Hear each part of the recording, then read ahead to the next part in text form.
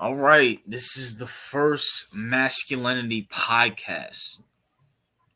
All right, people. So what's up? I'm Giants Nation RJ, and I got my boy CEO in the building. We're just gonna talk about Mm-hmm. mainly just two topics. That's all I can fucking think of. And by the way, this is just because it says podcast does not mean we're gonna be professional here. There will be cursing. There'll probably be some jokes that will offend people. So if you don't like it, just please go away. I really don't care. But CEO, say what's up to the people. What's up, people? We're about to get into some serious but discussions, but I hope you're gonna enjoy it. So we might as well get into them. Yeah. But CEO, the first topic that I wanted to talk about, and Mm-hmm. matter of fact, let me you know the topic, but let me just give the dialogue to the topic. All Okay. right, got it. So Wednesday, I'm at work, slow day at work, and something pops up on my YouTube screen. It was the Bengals versus the Steelers, two of your favorite teams, back in Mm-hmm. 2017, playing each other. And at Cincinnati. And that is the famous game where Juju knocks out Vontez Burfict. Those guys are fucking hitting each other late. Mm-hmm. It's just a physical football game. All And right. me personally, I fucking loved it. I love the fact that it was just two fucking teams who don't like each other holding up the great AFC North rivalry of we don't like each other. We're gonna go at it for 60 minutes and kill each other. All right. That's fine. But here's the problem though. Not only just leave the flags out of it. Just leave the flags out of it because the flags are. But we can agree that the NFL is gone way too fucking soft. The whole Mm-hmm. atmosphere of the game is we have okay. So I fucking forget. So we have commented. It's on ESPN, and we know how shitty. Even back then, ESPN was shitty, Right. and we just have the commentators. Even John Gruden, who it just felt like he had to say it because ESPN shitting on it. Like there's this fucking female reporter's like, oh my god, what are they doing? This isn't football. Why is he hitting them that hard? And I'm Mm-hmm. like, what the? I'm like, what? I'm like, what? And that just killed the whole mood for me. It's like this is Okay. football. This is football's physical. Motherfuckers want to see each other get hit. That's the whole appeal of football. When you think of football, you think when you look at the history of football, you think of the '85 Bears, the 2000 Ravens, the Purple Eaters, the fucking. You just think of physical football because that's what football is. It's a physical game. That's why people love it. For the majority of people, love it. Right. That just took the appeal for me, and that just had me start thinking the way how. And this is back in 2017, and it's gotten even worse from like 2017. What is that, like 6 7 years ago, Yeah. maybe Mm-hmm. 5 years ago? And I'm just thinking, if the NFL is just gonna this was bad back then, it's even worse now. Will I stop watching football?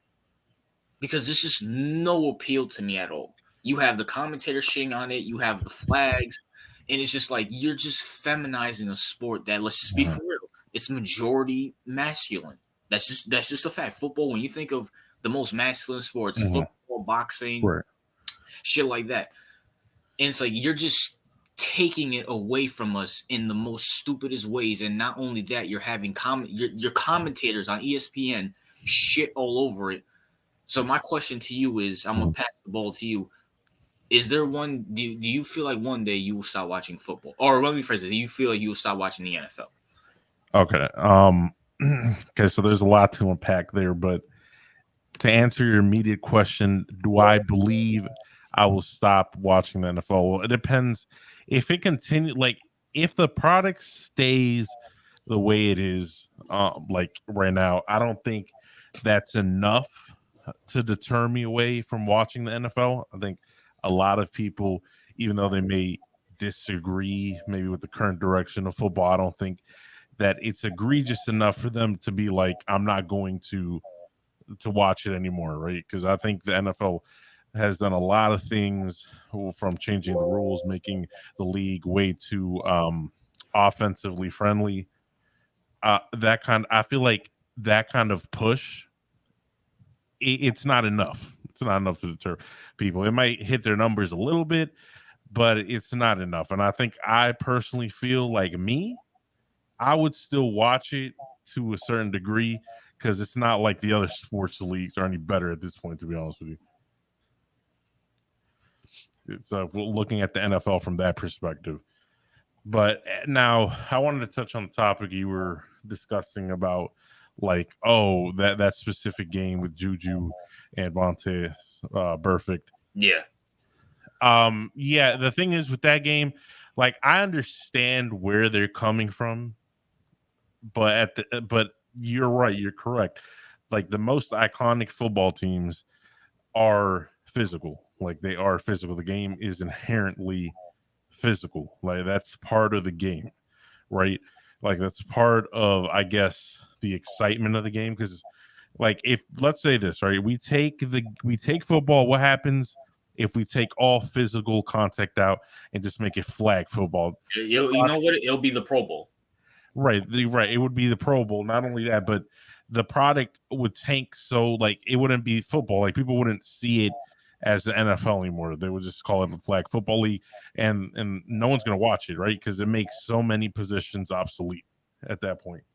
So, just like you have with MMA, you have with boxing, football is physical. Now, is it on the same physicality as something like boxing or MMA? No, right? It's a little bit less, but there are boundaries in football. I get it, but you can't take the physicality away. And a lot of the players understand this. Like they're risking their bodies and their minds for a paycheck. I think that's the discussion people don't want to have right now. Like, is it because that's where the concerns about it being too physical. For example, when we're talking about the CTE argument, Mm-hmm. right? That's where the whole football should not be less physical is when a lot of the CTE debate has been entering football. Like that's where all the majority of the decisions to make it less physical have been coming from Mm-hmm. with the argument of CTE. So that's really what it is. So I mean, if you, I mean, what's your take on the whole CTE situation? You actually brought me to. I have a theory on the CTE Mm-hmm. situation. So I don't know if you heard. Brian Urlacher came out, I think, a couple weeks ago. Right. So, and he said there's a lot of players who are faking or acting like they have CTE, even Mm-hmm. though they really don't, to stick it to the NFL because they're jealous on the Mm-hmm. fact that players are making more money Right. now than they were back in the day.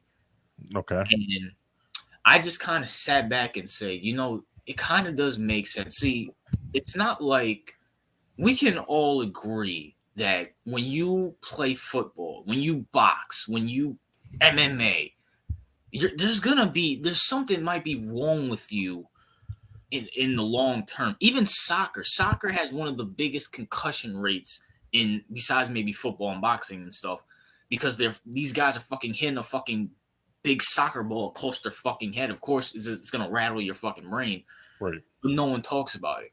I Mm-hmm. feel like the NFL, or I think the NFL use CTE, use concussions to make it more offensive friendly to advance fantasy football even more.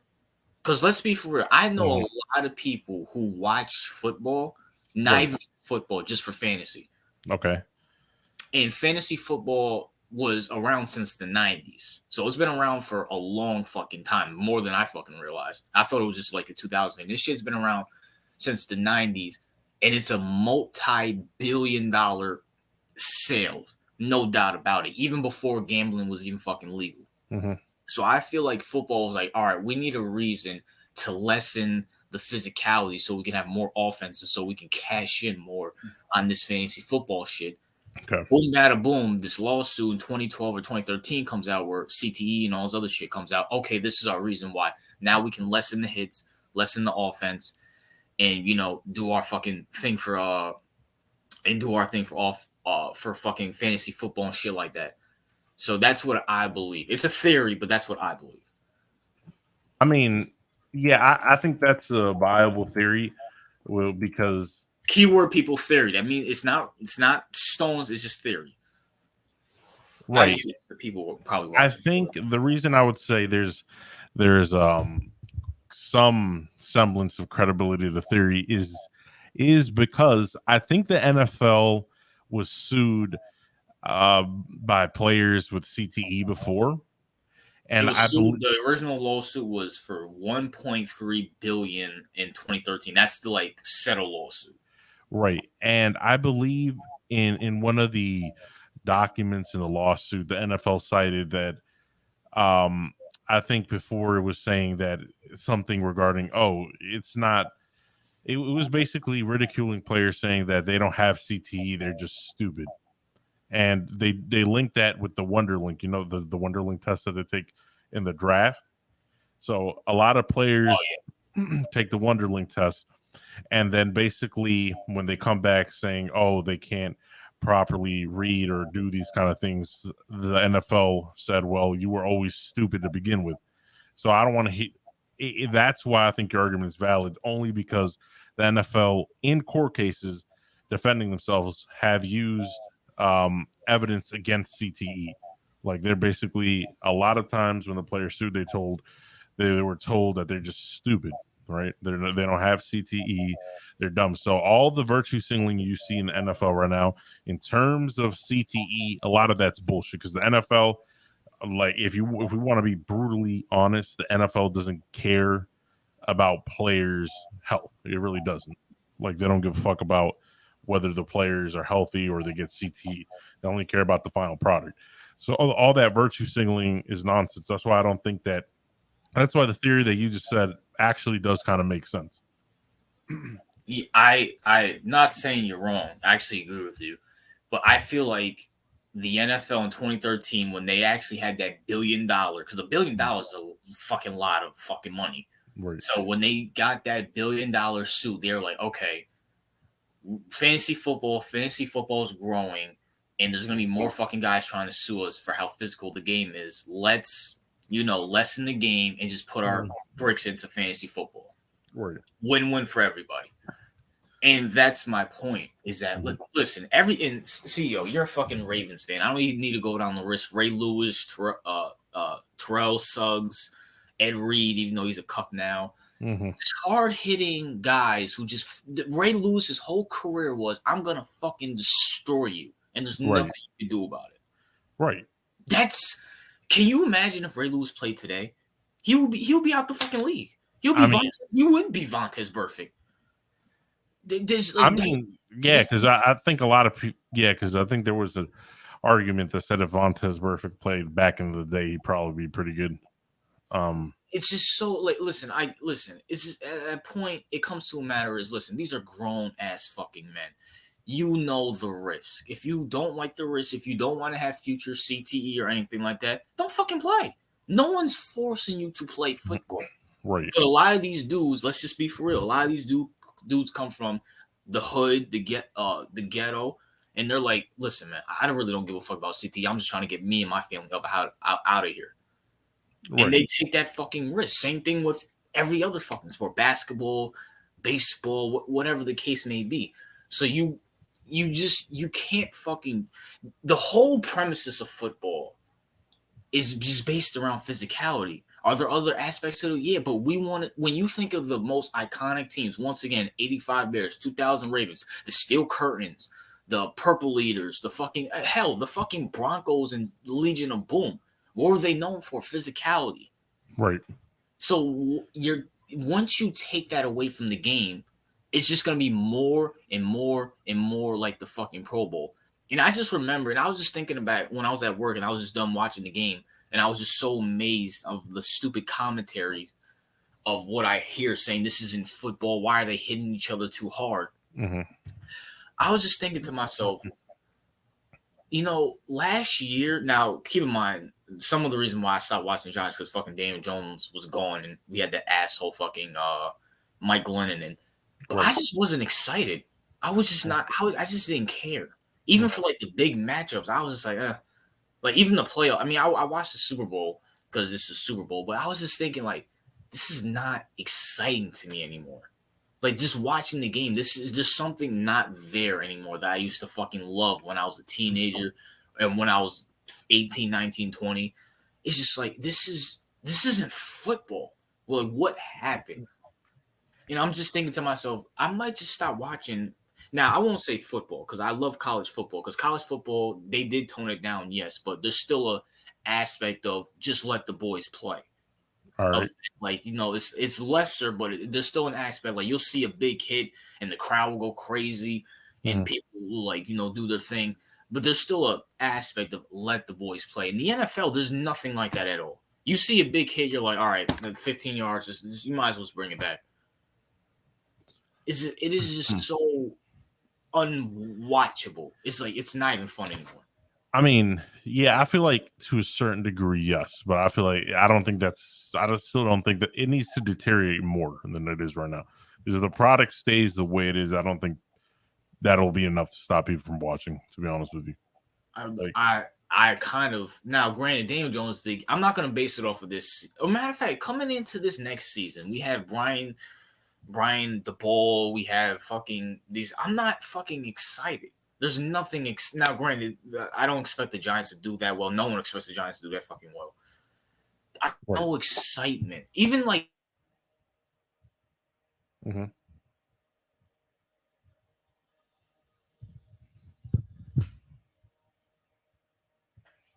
right.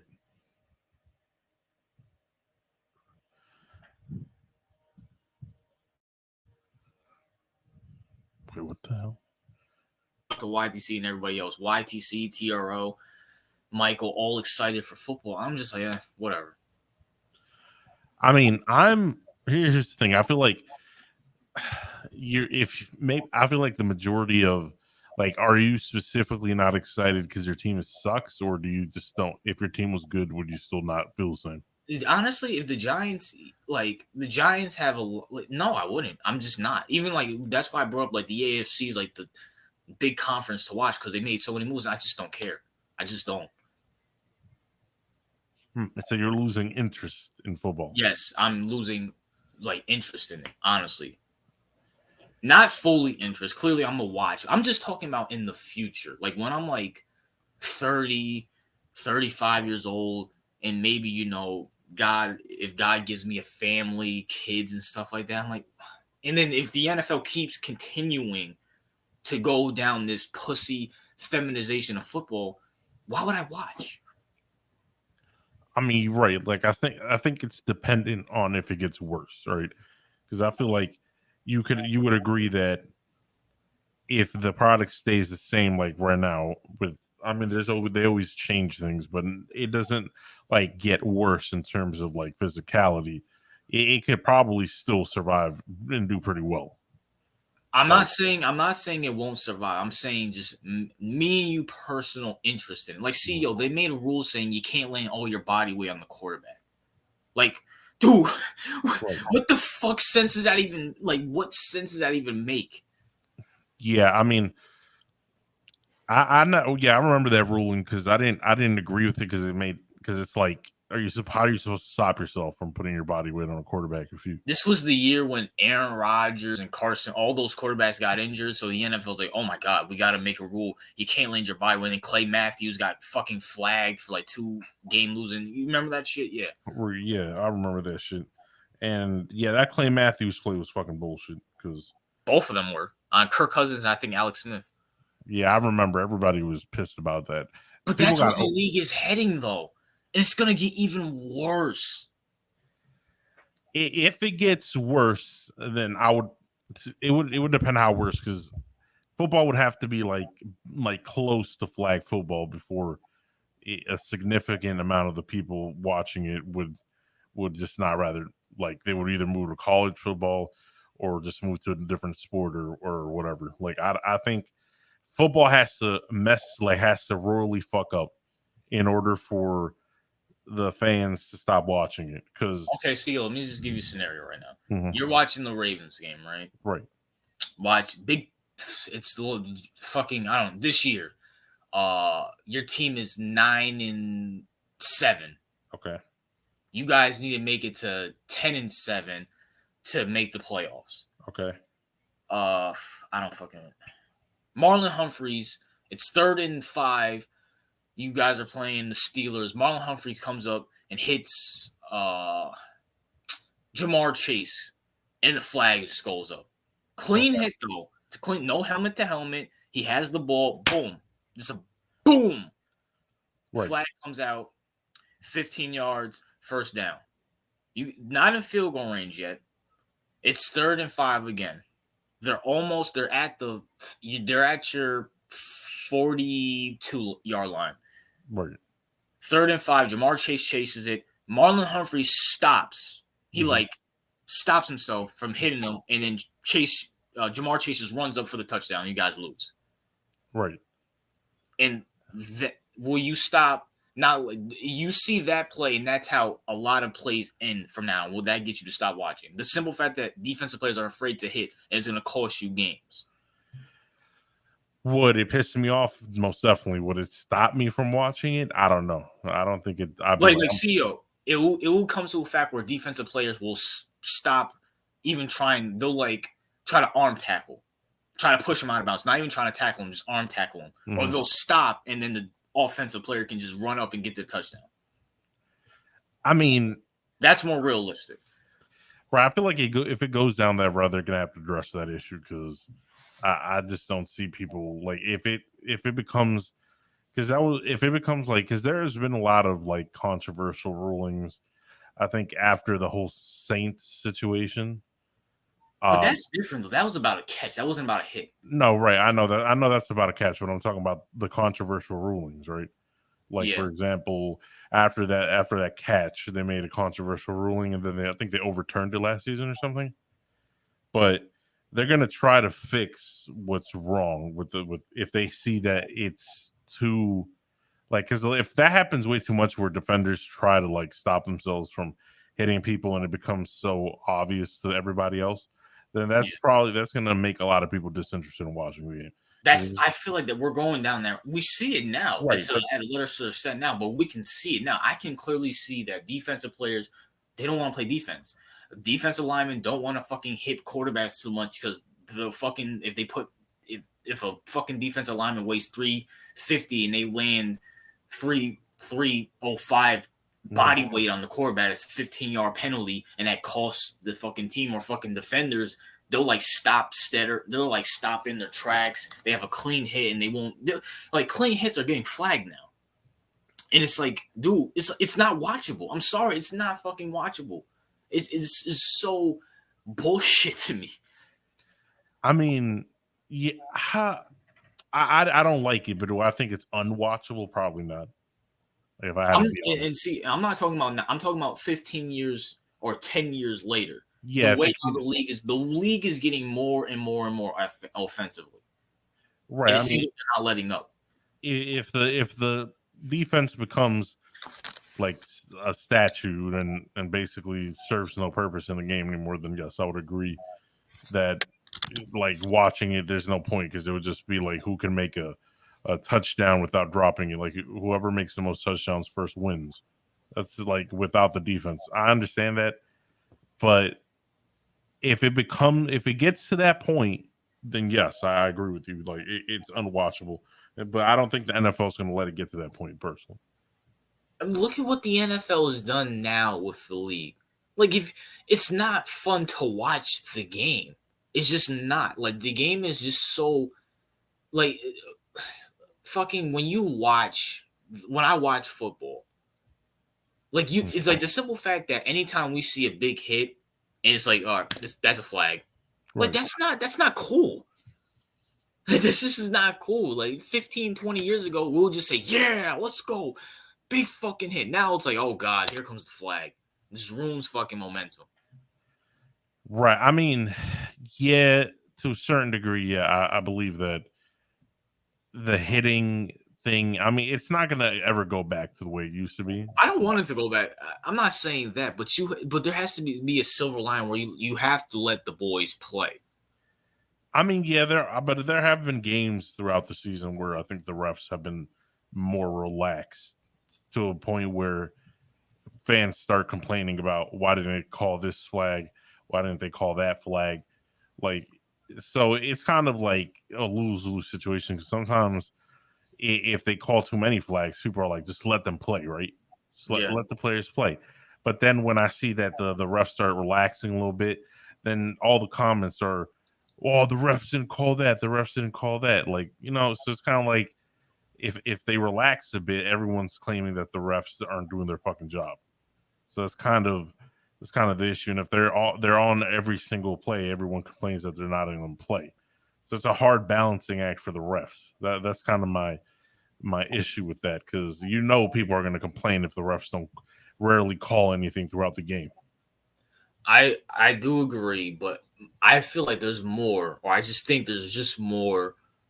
There's more like flags than there are like. I never seen like referees like. Okay, besides a few times, the only thing I can probably think of is when Jamar Chase grabbed Jalen Ramsey's face mask, and that's not even like a hitting play. That's just like the fucking asshole grabbed Jalen Ramsey's face mask. That Right. should have been called. There has been multiple times where it was a clean hit. I watched just Giants games alone. It would just be a clean hit, Hmm. and just flags will come up. Dude, he didn't. He fucking hit him properly. What the fuck are you flagging it for? It was just like the referees are like the referees at this point Right. are more. Let's just throw the flag when it looks bad. We don't know like Right. if it's clean or not. Let's just throw the ref. Let's just throw the flag because it looks bad and just say unnecessary roughness, personal foul, whatever. And then when you watch it back, even the commentators, those idiots like Joe Buck and Troy Aikman, like that's a clean hit. I don't know. I don't know what they're doing. That's Right. not fun to watch. That's bullshit, and that Right. ruins momentum.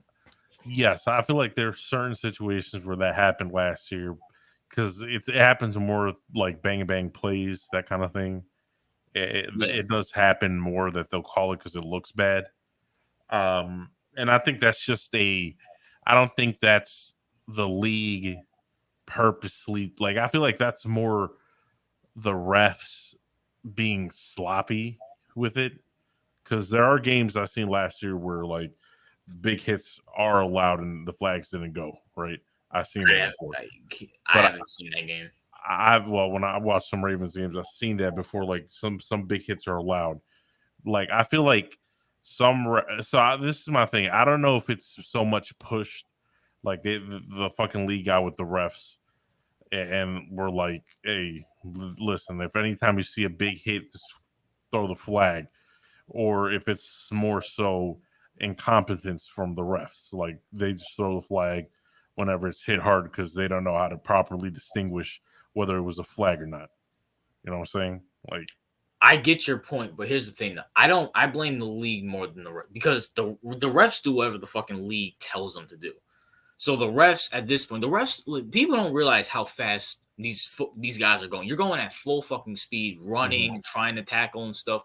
right, So if they just see a big hit, mhm, they see a big hit, they're gonna throw the flag and it makes a big crashing sound to the point where the whole crowd's going ooh, and it's clearly and they see like the league is like saying, hey, listen, if it looks bad, just throw the flag. I feel like that's where the league is telling the referees if it looks bad, just throw the fucking flag. Because these referees, you can't like these referees are out there, no protection, trying to fucking keep up with some of the best athletes in the world. You're mhm, not gonna be able to see you. They can't just stop in the matrix and see, okay, it wasn't helmet to helmet. He hit him in his chest. It's a clean hit. Like you're going at it at some pace, and these referees get. First of all, the referees are not even fully paid. These guys are like part time, which is bullshit under itself. And right. they're like, listen, I rather call the flag and make the league look good to see like, hey, we're trying to lessen down football than just let the boys play. Like I feel like it's Goodell and all these other in the NFLPA saying, listen, if it looks bad, just throw the flag, and it is what it is. I mean, I feel like because I feel like when the NFL blatantly wants to reduce the defense's role Yes, and boost up yes, the offensive role, they yes. make it obvious when they do things like certain rules that they got rid of. So, like the quarterback thing that we just discussed, like you can't put your full body weight on the quarterback, obviously. But I understand the NFL's point. Like, I understand the NFL why the NFL wants to do that. Like, there is a business reason for why they don't want the quarterbacks to get injured. You know what I'm saying? Yeah, Because yeah, but the yeah, that's moment the go ahead. moment the quarterback if you have listen, if you the moment the quarterbacks get injured, especially if they're big superstars, like if you have Patrick Mahomes and he gets injured, and then I don't know who their backup is, but Chad Henne or someone Yeah. steps in and plays, no one's gonna want to watch that shit. You know what I'm saying? Because it's Chad Henne, and no one gives a fuck about Chad Henne. But here's the thing, though, CEO, Mm-hmm. and I understand what you're saying. Right. People see. Here's the thing about this is why the NFL is so ahead of fucking basketball. People, and I'm not disagreeing with you. Of course, people want to see the stars like Mahomes, Brady, Rogers, shit. People root for the laundry more than the fucking players. Okay. So I'll give you a prime example. Speaking of Mahomes and Aaron Rodgers were supposed to play, right? Okay. Rodgers, he has to sit out because I think he had COVID. So they put in Jordan Love, and people were still interested because the Chiefs wasn't playing that good, and then the Packers like, oh, let's see this Jordan Love kid. People still got a good rating. So that tells me right there, no matter who you throw out there. Now, clearly, it might have been because Mahomes is out there. And, hey, we want to see what the Jordan Love kid has. I think that's Like, more it. like people root for the laundry more than the players. Of course, you want to keep your stars out there, yes. But at the same time, when Brady retires, it's business as usual. When Michael Jordan retired in Mm-hmm. the NBA ratings went fucking down because people wanted to see Jordan. No one gave a fuck about the Bulls, and to this day, unless you're a Bulls fan, no one gives a fuck about the Bulls. Right. You see what I'm saying? So I mean, yeah, but I think that same logic can apply to the NFL to a certain degree. Because let's be honest, who gave a fuck about the Chiefs besides Chiefs fans before Patrick Mahomes? Like, ain't nobody give a fuck about the Chiefs, right?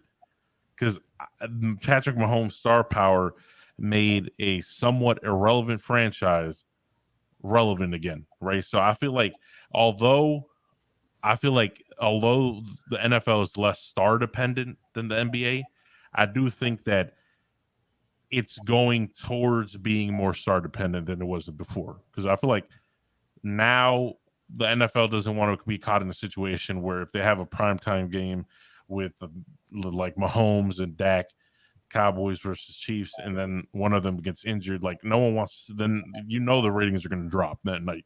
They might still be high compared to other sports leagues because the other sports leagues are pretty much trash.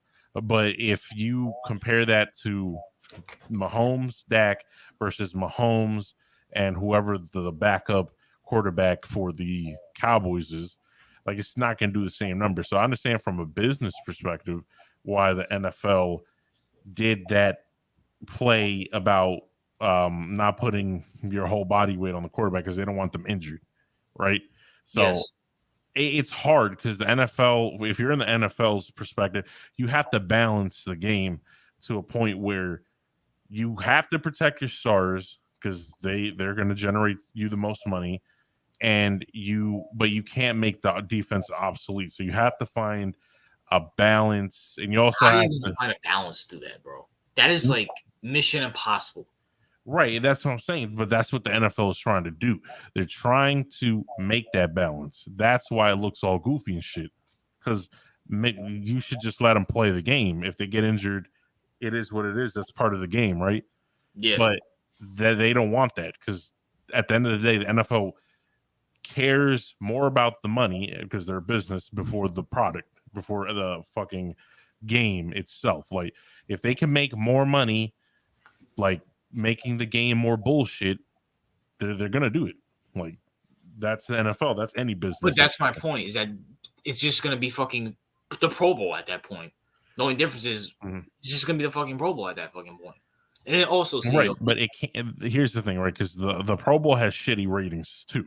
Like, yeah, that's the thing. They can't make it too much like that. That's why it's a balancing act because they can't just holy woly favor the offense. They can't be just like, okay, you know what, defense, you're just there, mimic whatever you do. Don't actually play defense. Just make it look mimic a defense. Just make it look like you're playing defense. And I feel like that's the audience is going to see that, and the product is going to suffer. So they can't. I feel like they're not going to let it go. The defense completely go to shit because if they do that, the product is going to suffer and their pockets are going to hurt. That's why I say they have to do a balancing act. That's why they always implement different rules almost every season or every other season. but you making so many rules. Why don't Mhm. you just what Ray Lewis said? Let the game handle itself. Right. Like if Right. you keep adding all these other factors into it, it's not. It's gonna fuck up every time. And then also, see, I want to also throw this theory at you. I was listening. Shout out to CG and Pest. I was listening to one of their conversation. They actually brought up a good point. Okay. Is it the NFL majority? The majority of the stadiums are turf, and I heard it's way more harder to land on turf and to do all these special cuts in turf than it is on grass. Okay. And the NFL has a $1 billion sponsorship with turf. So, do you think if we move to grass, go back to grass, it will be more safer? Yeah, because turf is significantly harder on the body than grass is. Like Yes, this isn't even a like debate. It's actually proven proven that fact. it's a fact. Turf is more damaging to the body than natural grass, right? Yeah, So this is a thing because it works because basically it manipulates the way you step your feet on the ground. It's not good. You're more likely. That's why, in my opinion, people always talk about, oh, why do we see more injuries nowadays than we did back then? And I'm like, well, it's most likely because you play on synthetic surfaces that really are hurt. Or like that's why the synthetic surfaces that I have right now cause more ACL injuries. That's why you see a shit ton of ACL injuries a lot more than you did before. And it's because the artificial surfaces. It's because they're using turf. Turf was a horrible idea. Um, I don't know why they implemented it in the first place. Do you remember why they did it in the Like first I place? said, they have $1 million deal with these turf companies. Okay, then that makes sense. So then if they're gonna do, yeah, that makes sense. But it's not better like than grass. I don't see any other like. What's the point of it other than like because it's not for safety as we just outlined. So it's obviously if you say it's because they have a deal with them, then that makes sense. They're probably pimping out, the game for more money. And that's why it goes back to my original point that they care the product is number two, right? The game of football, the way the game is secondary to the profit. So if they don't, that's why I said the NFL does not care about the players. Because if they cared about the players, quote unquote safety, this is a perfect example. They wouldn't use turf, something that literally has been scientifically proven to hurt players more than grass. So it's obviously the NFL just wants the profit. And this is what I've been saying before. So, I mean, I don't know. I mean, why did you brought up the turf for what was your point exactly with the turf? Why did Because you were saying, I mm, feel like if the NFL can somehow, I don't know, just in a hypothetical world, right? right? They sign like a big multi-billion-dollar company with some grass company, Okay. and they can fucking players go back on grass. We have mud bowls again. Maybe they can make the game not as physical as it was before, just maybe more better than it is now. I'll accept that. Okay. And they don't have to do all these stupid rules and less players get injured. That was the reason why I brought it up. Right. And you can also make a case about like when these players are going full speed in the game and defenders feel like at the last second of them going full speed they have to try to restrain themselves from hitting them, so that also causes injury, by the way, because you're not letting the body naturally collide into something. You're going full speed and trying to stop all of a sudden. That's also going to rip a ton of shit more ACLs. Yeah, I So heard turf is like playing on turf with cleats is horrible, way yeah, more horrible than fucking playing with grass. yeah, it's because not only is it like more damaging, and it's like I think it was somewhere up towards like 40% of of ACLs have increased because of turf. So Yeah, not only that, is I think it also gets a lot hotter. So your feet literally burn. So like there's no advantage to having turf apart from I don't know, maybe it dries faster than grass. I don't know. Like they said the reason why they put turf in there, and this is just a theory. They put turf in there is because Like it's more like players move more fast. So like fucking Randy Moss can fly down the field faster more than he can in fucking Mhm. grass. Right. Right. And Okay. once So again, that goes back to my point. They want more offense because fantasy football is a big fucking deal now, especially now that gambling's legal. right. I think speaking about like sports gambling, because I know that some people wanted it to happen, other people didn't, because like gambling in whatever industry destroys the game. Like in my opinion, right? Absolutely, because the Right. majority of sports gambling, whether it's fucking baseball, Mhm. football, basketball, Right. it's offense dependent. Right.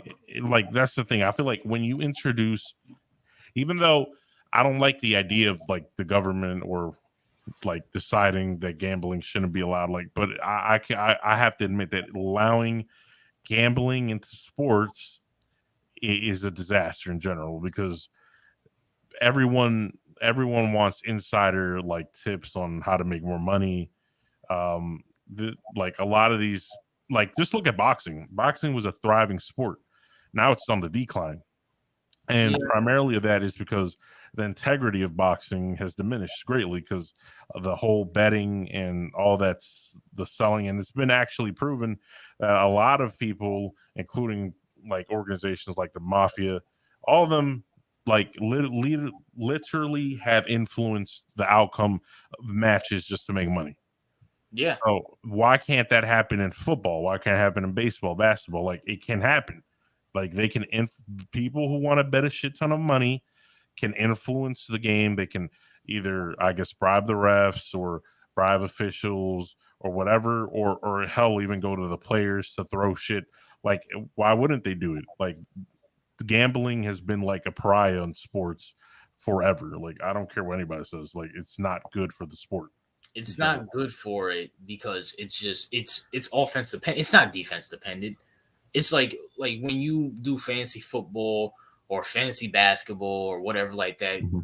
It's offense. Oh, see how many points this team can score, or how many touchdowns he can have, or how many 3 pointers he can have. It's Right, not about who can have which DB will have the most interceptions, right, which person will have the most sacks.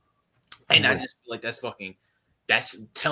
making the leagues like even not even the NFL, the NBA. Adam Silver came out, I think 6-7 years ago, 2016. Mhm. Hey, 6 years ago. Hey, I love gambling. We need to put more gambling. And you see the NBA, Yeah, you sneeze near somebody, it's a fucking foul.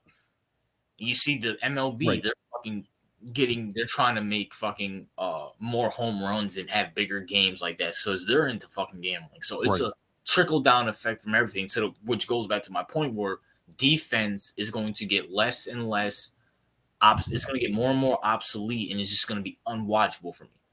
right. I mean, I agree with you. Like if the NFL becomes too greedy and it Which wants they to, will. They've proven they can. yeah, which they have proven they have a track record of that. If they push the envelope, it will deteriorate. The game will deteriorate, and people will stop watching. I mean, as of now, even with the deficiencies that the game has currently, I do still think that people will watch it. But if it keeps on its current, you know, projection, I don't think you're kind of right in that it won't survive only because the product is going to be dog shit. You know what I'm saying? It's just 'Cause- I see the way how the league is going, and keep in mind, CEO, the gambling has become legal in not every state. New York, I still can't even do fucking dual draft and shit like that. Imagine when these big states like New York, the states with fucking money come in, they're gonna be like, holy shit, we got all these people from New York, all these people from California, Miami. It's like, fuck, hell yeah, we're gonna fucking put more offense into it because these are the big money states now. I You also, mean, you also I gotta mean, factor that. right? I mean, New York. I mean, gambling in New York is already legal. I mean, No, no, no, it's not. I can't gamble. Like I can't do like remember that whole thing with FanDuel and stuff. I can't do it because I put under New York. Even I try to do Caesars Sportsbook or whatever. mhm. It's I put in my things like, oh, we're not available for New York. No. I mean, I probably not online gambling, but you can definitely gamble in other ways. Like, But online gambling, that's where it is. I'm talking about online gambling, like fantasy football. Okay, yeah, I would have to study more about that law. That Like, that's where it's heading. Like, of course, I can go to a bookie and stuff, but let's be fair. Why would you drive all the way? Like the local bookie. There used to be bookies when I was like a little kid, because my fucking dad used to always fucking go to them.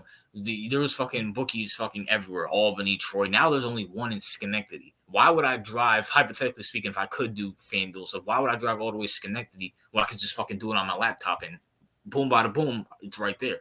That's right. where it's heading towards, and that's when New York and I think Mhm. California. Well, I'm not even gonna say because I don't know about, but when New York gets involved, and New York, they're fucking dumbasses. They're gonna get involved and say, "Hey, let's get some more offense in here. We got a fucking shit ton of people who are fucking Okay.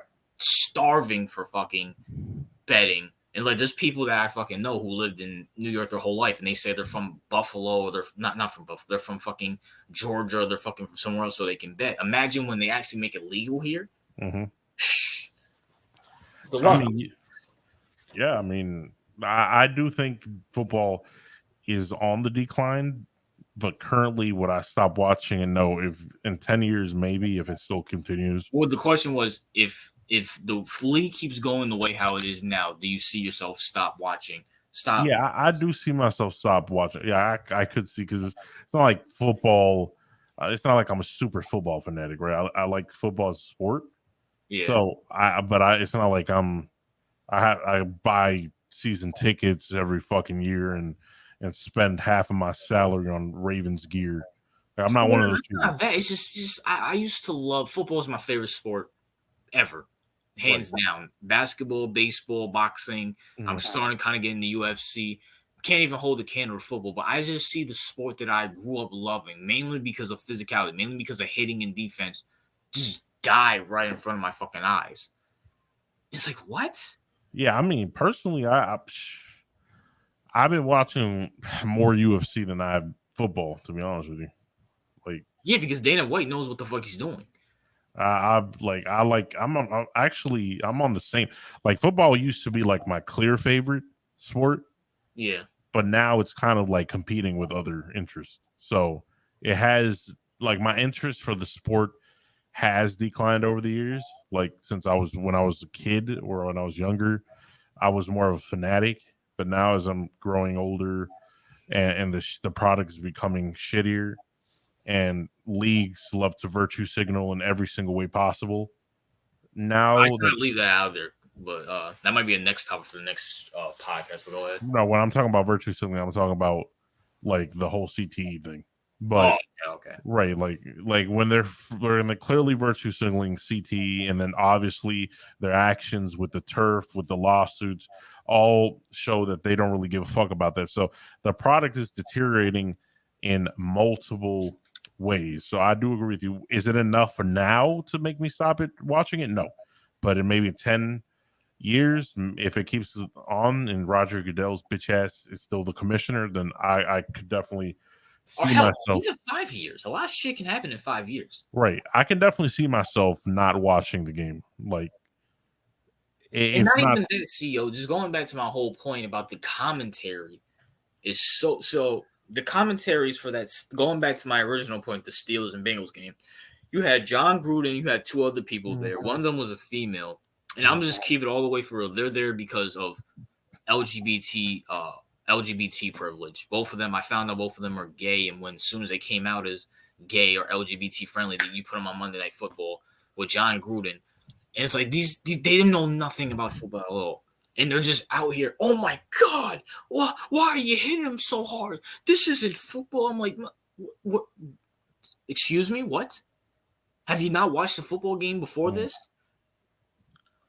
I mean, yeah, I feel like yeah, that's more of the like the media networks problem over like the NFL. But it's affecting the game though. Either way, it's still affecting. It's like, do you really want to like watch a Ravens game and just have some commentator just shitting all over your defense? Like, why are they? Why is I don't fucking know. Why is Marlon Humphreys hitting that wide receiver too hard? That's not football, man. Right. I mean, Yeah, it's annoying. I don't like it. Like the good thing is, I don't think that that's a normal thing. Like I feel like that was more of a like I feel like that was more of something that she said in the moment because of the hit.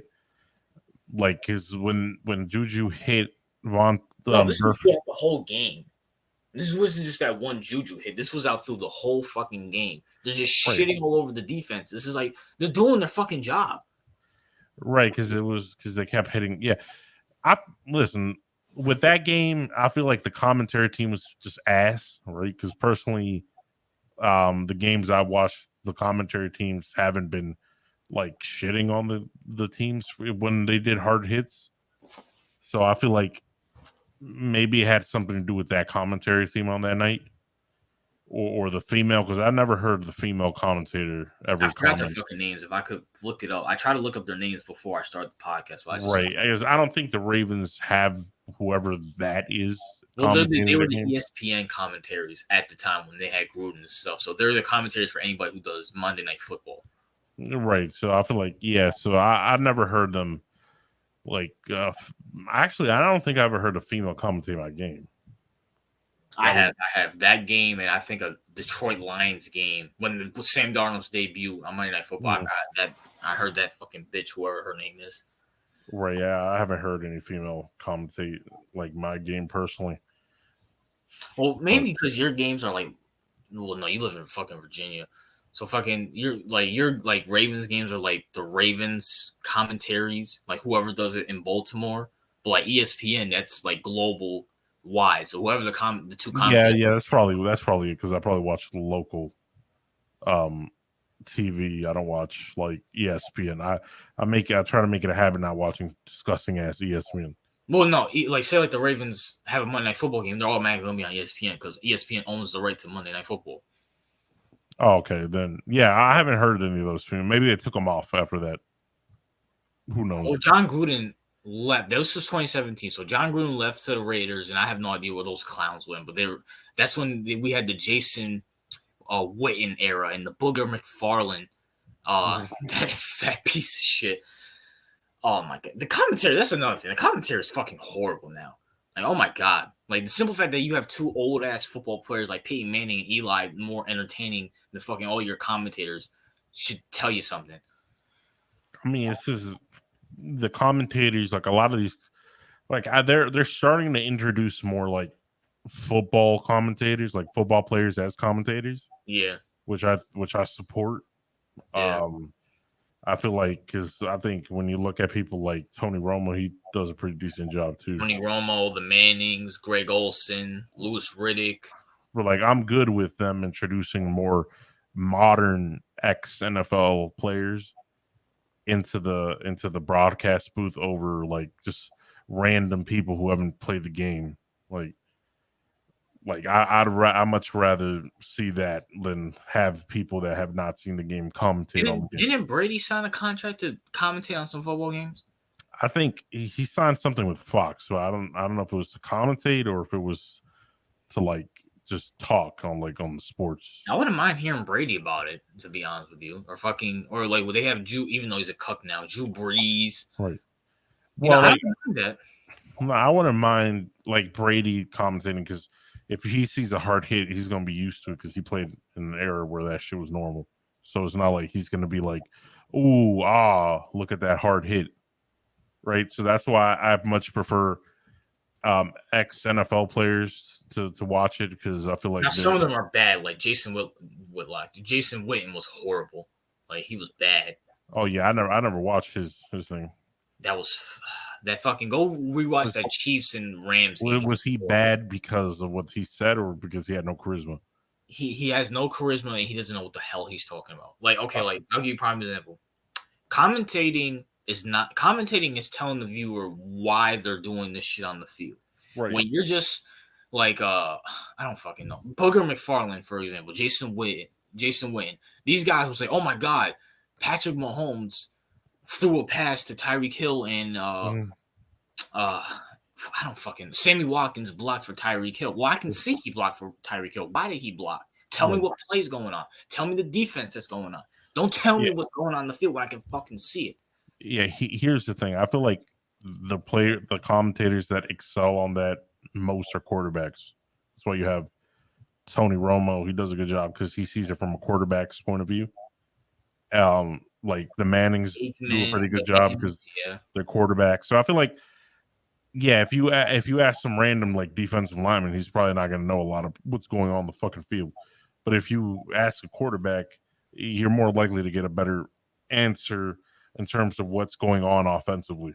Or matter of fact, I wouldn't mind some head coaches, like fucking some decent, not like some dumbass like Joe Judge shouldn't be calling a football game, but someone like Tony Dungy, I wouldn't. He was pretty fucking good for those Thanksgiving games, for the late night Thanksgiving game. I wouldn't mind him. He explains the fucking game. It's just you just gotta look at certain qualities of people. You can't just put people. Well, see, yo, I mean, we're talking about this in theory. They're putting people on there because let's be for real, they're gonna put females, they're gonna put LGBT people on there just for diversity reasons, Mhm. and that's coming soon because you see it. This was back in 2017. They put these guys on there. Now they're gonna put Carl Nassib as a commentator, a defensive end who hasn't done a fucking thing. Okay. I And mean, in terms of Nassib, yeah, I mean, yeah, I do think he's getting favorable treatment because I don't think anyone knew who exactly, like, people barely knew who he was. Like, the only people who really knew who he was are the people that played Madden, or Raider like, fans. or Raider fans, or people that just played Madden furiously and always saw his name at the bottom of the list in like the late rounds of the draft. That's probably the only time they've seen Carl Nassib's name in any meaningful way. But I do think he's getting favorable treatment because of that. Because I feel like that's a whole like that discussion's like a whole different topic, to be quite honest with you. Yeah, Like, that might be the next. That might be the next topic of yeah, next. yeah. But yeah, but to sum this all up, I believe if the league does and I hope and pray, but I have no, actually, I don't hope because I have no hope because the NFL has shown that they'll take the money over the actual product. Hmm. So I feel like when I'm like older now, like you said, now I'm still interested. I don't love it. I like it a lot, but I feel like one day I'll probably say, you know what, who gives a fuck? Who cares? I'm not gonna watch. I'll probably do something else on Sunday. I mean, I think a lot of people do that nowadays. Like, I don't But it's think not point though. Like this like is fucking garbage. I don't feel like you, and it depends because I feel like that's where the point of football deteriorating comes into play because, like I said, like nowadays I don't have to watch a Ravens game. I like watching a Ravens game, Yeah, but I don't have to watch it. Like I can not watch it, and I'll be okay, right? yeah, Like beforehand, it was like I'm gonna stop everything I'm doing because I need to watch the game. yeah, I feel like as the game has advanced and as it started deteriorating and it started going more against what I believe in generally, I feel like I'm more okay with not watching the game. Like I'm good doing something else. Like I don't have to watch it. I like watching it, but I don't have to. And I feel like that's a sign that the game may be deteriorating because my enjoyment for football hasn't like dropped off. It's just I feel like maybe the product or the mismanagement of the NFL by the likes of Roger Goodell have made the product less enjoy like it makes me want to support it less sometimes. yeah. Because I But still love college football. Like I'm so interested in the Oklahoma Sooners right now and Florida mm, State. Like I'm more interested in them than the fucking Giants.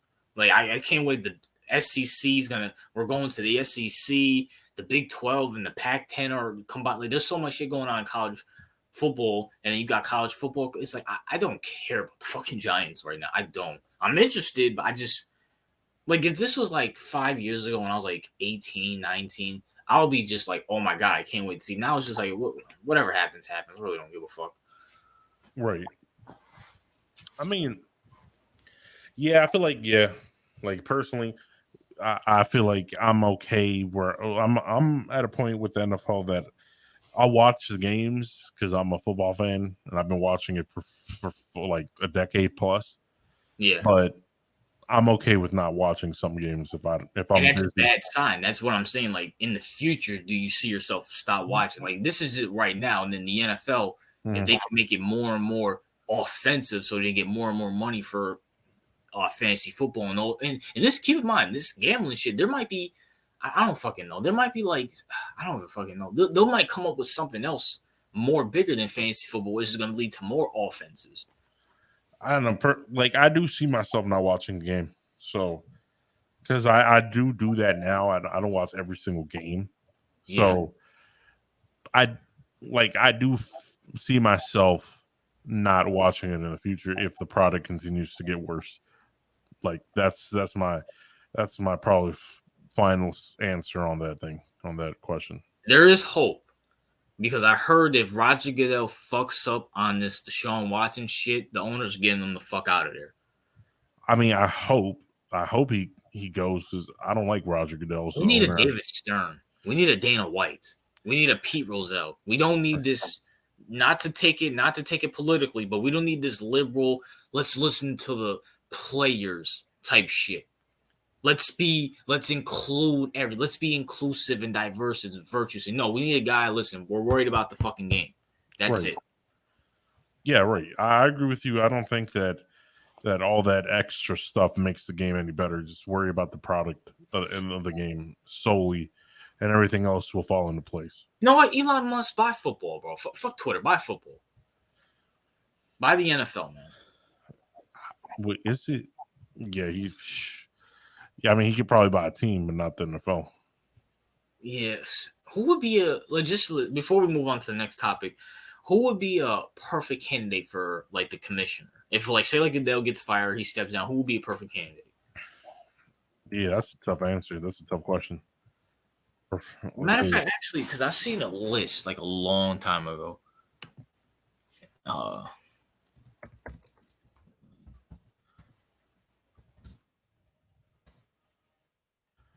Yeah, that's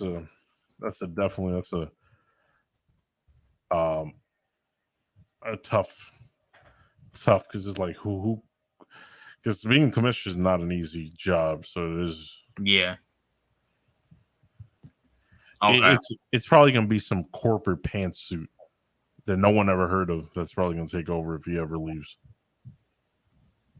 Well, I think Goodell's fucked up a lot. I feel like when Goodell, like when okay, here's some names, but I feel like when Goodell, when like the fucking owners were saying, listen, you need to fucking squash this Kaepernick shit and make the players stand up for the league. He's like, well, no, let's listen to Kaepernick, and the players like, no, dude, it's hurting your ratings, which it did. Right. So it is what it is. But Bob Eagler, Who the someone Eagler, the CEO of Disney. All right, so that's all no you need. no throw that shit in the trash and burn it and then As piss the on it to put head it out. of the parent company for ESPN, he has a relationship with the league and would be in unique position to negotiate future TV deals and be a great commissioner for the NFL. Oh my god! See, this is why we get shitty commissioners because we get corporate CEOs who have nothing to do with fucking football in one of the most important positions in fucking football. Or Like, matter of fact, CEO, how about this one? Dwayne the Rock Johnson. oh my god, what the fuck? I'm not gonna read all this fucking art. I'm not gonna read all this paragraph, but he is an awesome and diverse respect. He understands the game of football because he played defensive tackles for the Miami Hurricanes. That doesn't mean you know.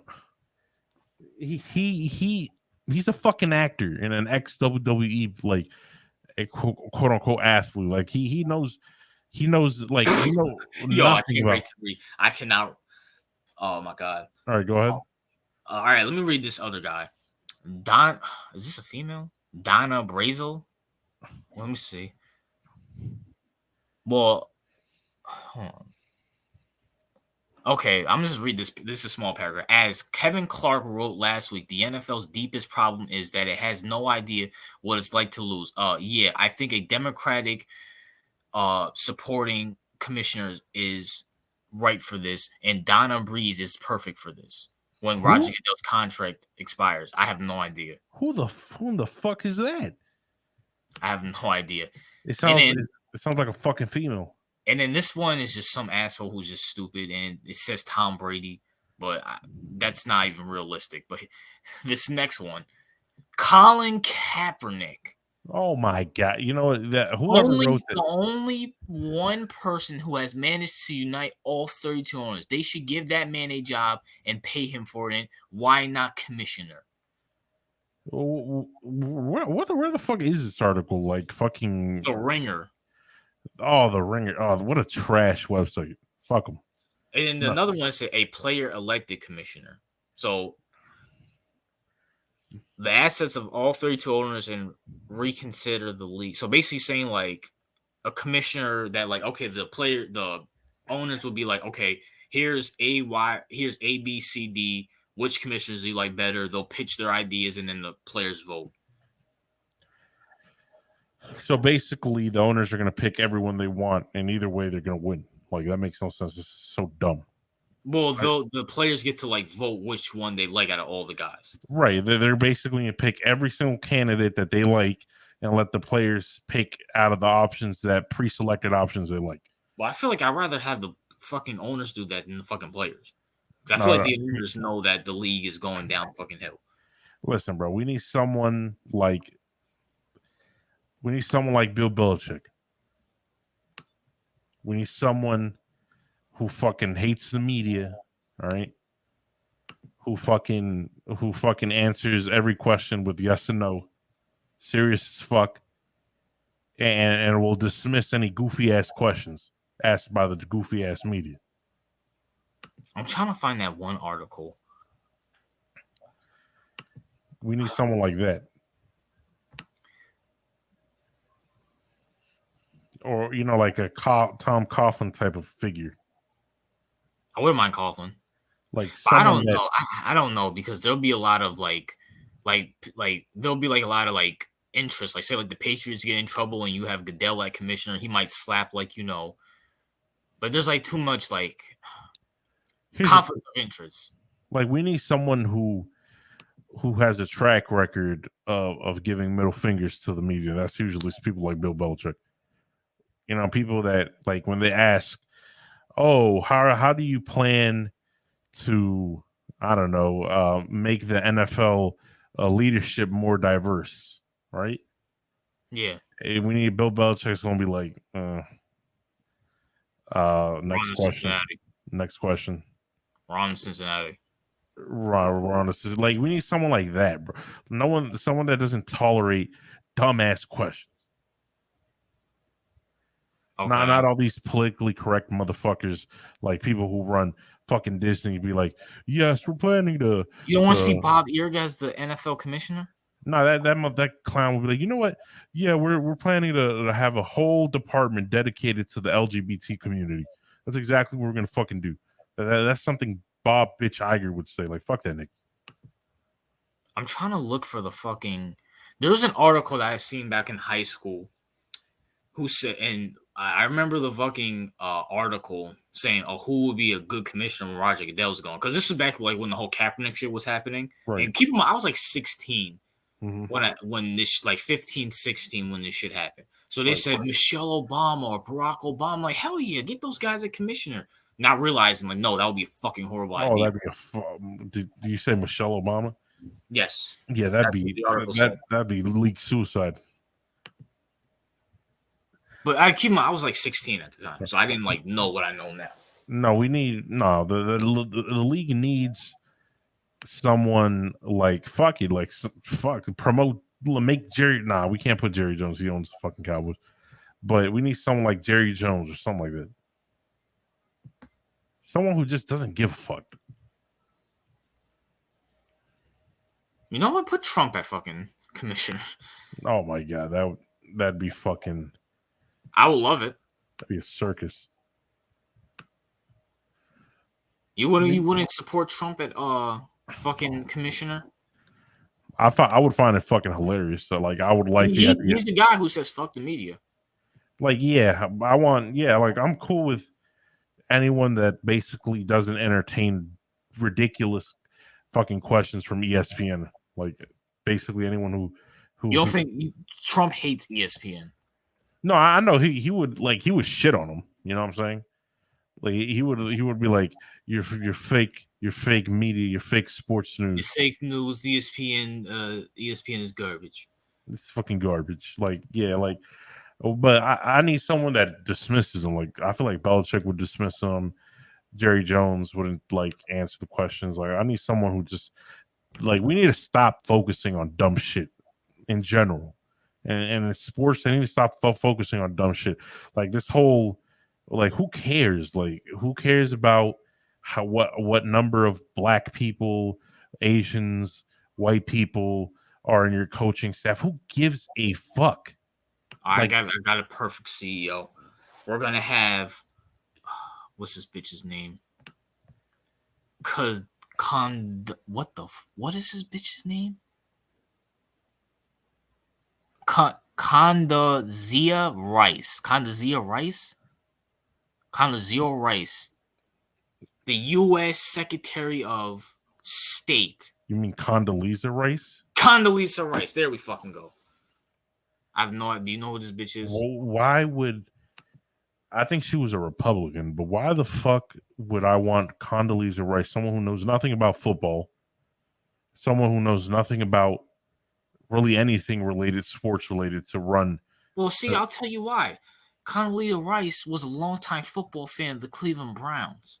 And she what? said it would be her dream to be an NFL commissioner one day. What? Nigga, fuck her dreams. The fuck she's gonna bring to the NFL? Like, like, what the fuck? Like, all these suggestions. No, notice how every suggestion they made is someone who has nothing to do with the sport or the management of the sport. It's Someone all. said, I mean, there's other articles saying Peyton Manning, but that's highly unrealistic. I mean, I'd be all right with it. Kevin Warren. Kevin, who? Kevin Warren. Who the fuck is that? Let me click on the article by Mike Flores. That clown. Oh my god. Well, it can't be good because Mike Flores is a big Colin Kaepernick guy. So Wait, he said, Vikings COO Kevin Warren will soon become commissioner of the Big Ten, so college football. But can he become the next commissioner of the NFL? All right, let's just see if something's. Well, go ahead, CEO. Let me just see if something sticks out. no, I mean, all these names are dumb only because, like, I hate this, like, this idea that sometimes companies or things like the N or sports leagues think that hiring someone who has absolutely nothing to do with the sport, like, irrespective of the sport, like, they could be the CEO of Apple, the fucking Secretary of State. All those people make better candidates than people who actually fucking played or coached or managed or ran a team. Like, that's just fucking retarded. That has no logic. Why would you bring in someone who knows absolutely nothing about the sport just because they had a fancy title elsewhere? Like, this is why Goodell. What did Goodell do before he became commissioner? That's what I want to know. Let's look it up. Well, first of all, I want to kind of look up this Kevin Warren guy. Kevin Warren. Let me just see who he is. Go on. If I had to guess something, I would guess Goodell probably wasn't a football guy before he got hired. He's the commissioner of the Big Ten. What did he? Okay, he played D2 college basketball. Uh, he's from Phoenix, so surprisingly, TRO hasn't run him over with his car yet. Okay, he played college basketball, then he attended business law school, got into sports agencies, player management. He began his NFL office career with the St. Louis Rams in 1997 and became commissioner 20. I mean, it's not really saying nothing. Okay, so there's nothing about him like being woke or anything like that that's popping up. Let me just see, like, I have no idea. So, I mean, he's probably the best candidate, but that's not really fucking saying much. Because, I mean, when you have Colin Kaepernick as one of the fucking candidates for fucking college football, it's not really fucking saying much. Yeah, pretty much. And then you say, wait, did you look it up? Yeah, I looked it up. Yeah, it said he was in business in football operations for 24 years. I didn't know that. I never heard of him before he became commissioner. Well, I mean, let's be fair. Did you hear Adam Silver before David Stern retired? Nope. So I mean, these guys are probably just hey, which one is kissing our ass the best? Okay, he is. Let's just put him at fucking commissioner. I mean, I blame the owners because they're the ones who to pick them anyway. So I do. Okay, if this was like 27, if you were to take my brain and put it in my body when I was like 16, 17, mhm. I probably would have disagreed with you because Roger Goodell's contract was expiring. I'm like, you know what? Maybe the owners would get rid of Goodell and put somebody in there better. But now the simple fact that they let this asshole skin for 10 more fucking years is like, dude, what are you doing? So Right. Yeah, I I do agree. agree. Like, yeah, these owners are fucking retarded. I mean, yeah, because yeah, for the most part, I agree with you. Yeah. Except, I guess the only commissioners that were like against it were not Goodell, was Jerry Jones and Robert Kraft, and justifiably so because Robert Kraft, the Flake Gate, and Jerry Jones, the whole Ezekiel Elliott thing and shit. Right. So, hey, we'll see. We'll see what happens, but it's not looking good for good old American football. Nope, it's not. Let me just before we move on to the next topic, do you think there will ever be a sports league that will come and rival the NFL? Not. Football specifically. Is it possible? Yes, but do I think it's likely? Probably not. Probably not, because I feel like it would take way too many time. It would take too much time to rival the NFL. The only way it could happen is if the NFL continues to be dog shit, right? And like now, and a lot of college talent decides to go to a different league. That's probably the only way. Well, the USFL, I'm just be for real, it's boring.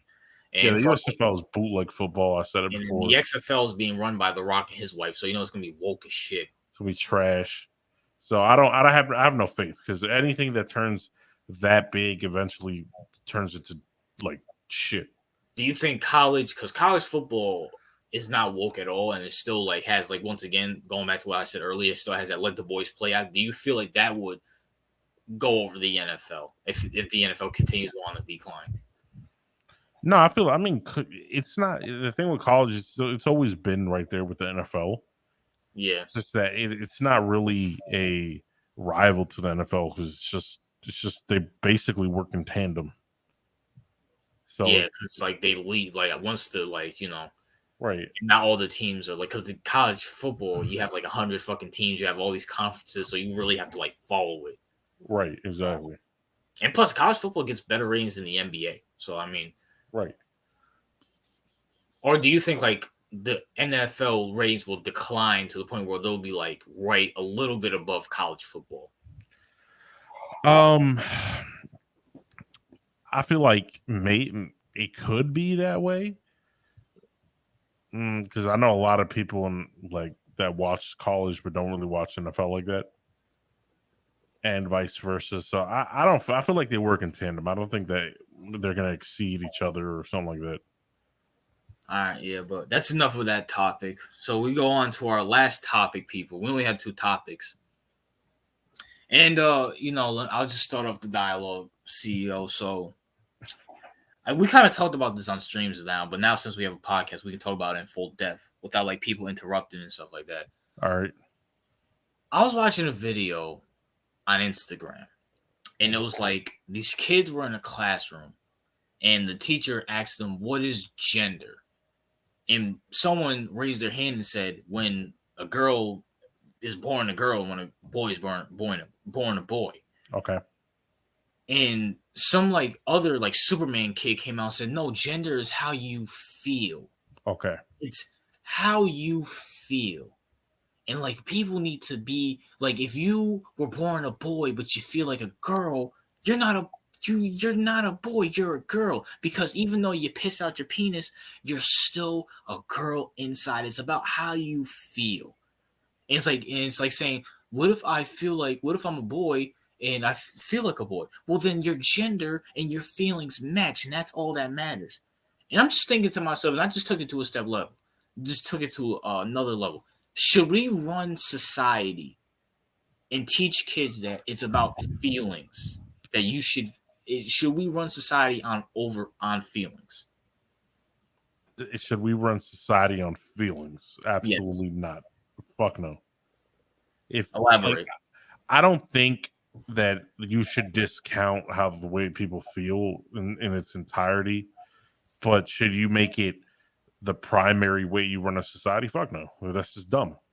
If you ran solely on the way you feel, like people feel a lot of things. It doesn't mean shit, right? Like if you feel like oh whatever gender you want to be, it doesn't make it real, right? It's just feeling is something that passes and goes, right? Like people feel angry, people feel happy. Like it's just something temporary. You can't run shit on feeling. You have to think logically.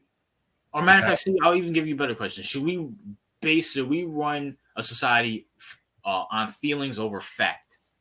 no, absolutely not. That's a Absolutely not.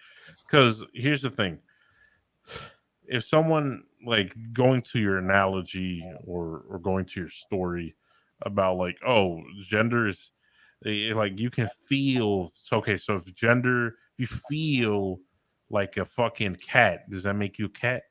no. If you feel like like I don't know Oprah's left butt cheek, does that make you Oprah's left butt cheek? I No, it would doesn't. never feel like that, but no. No, but you know what I mean. Like Yeah, yeah. you can feel a lot of shit.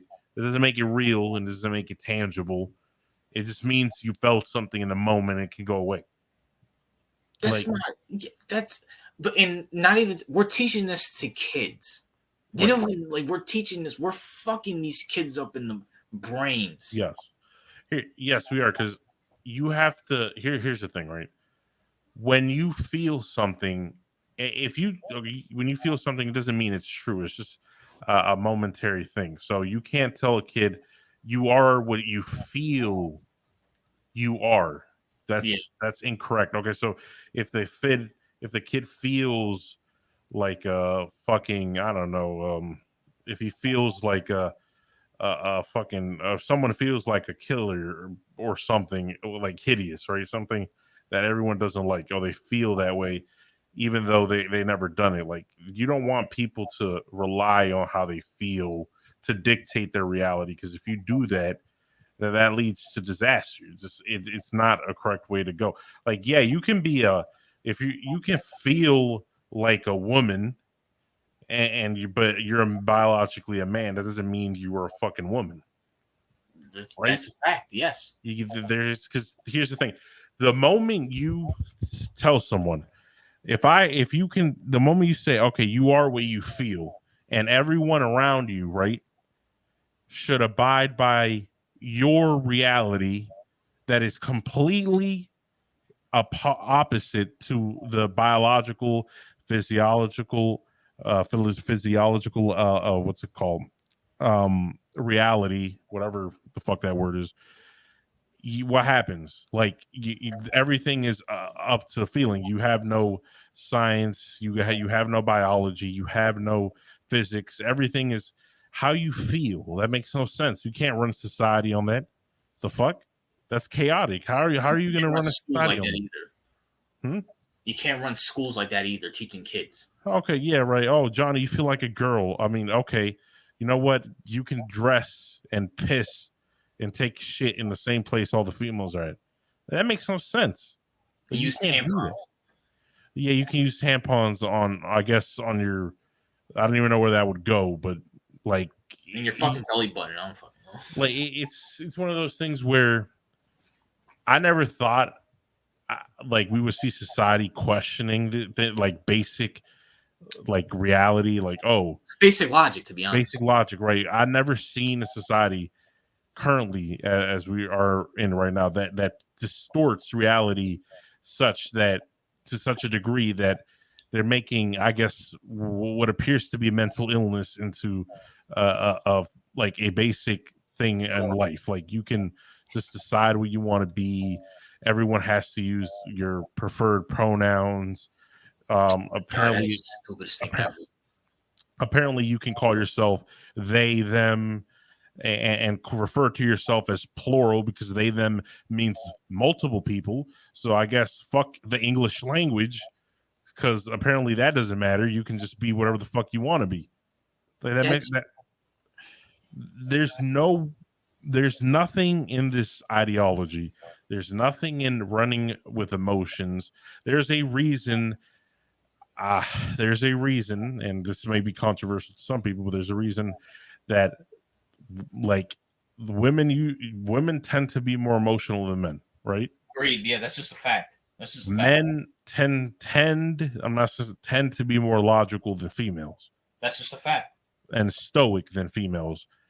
And there's a reason most of the time men run things in history, and it's because you have to run things with logic in its forefront. Doesn't mean you abandon quote unquote feeling, but it can't be your primary like mode of operation. You can't do that.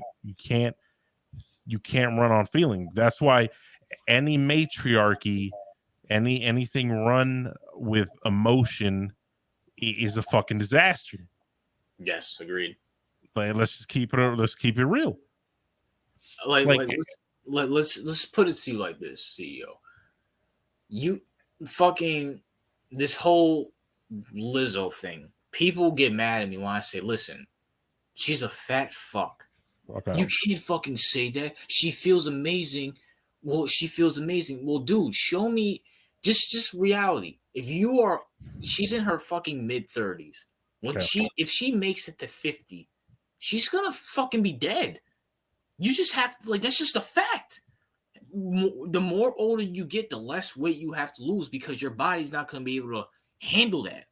right, Like the Big Show, the wrestler. yeah, He lost so much fucking weight. He said the reason why I lost this weight is because I want to fucking live to see my family. They said if I continue this weight to eat the way how I eat, I'm not gonna make it to fucking 60.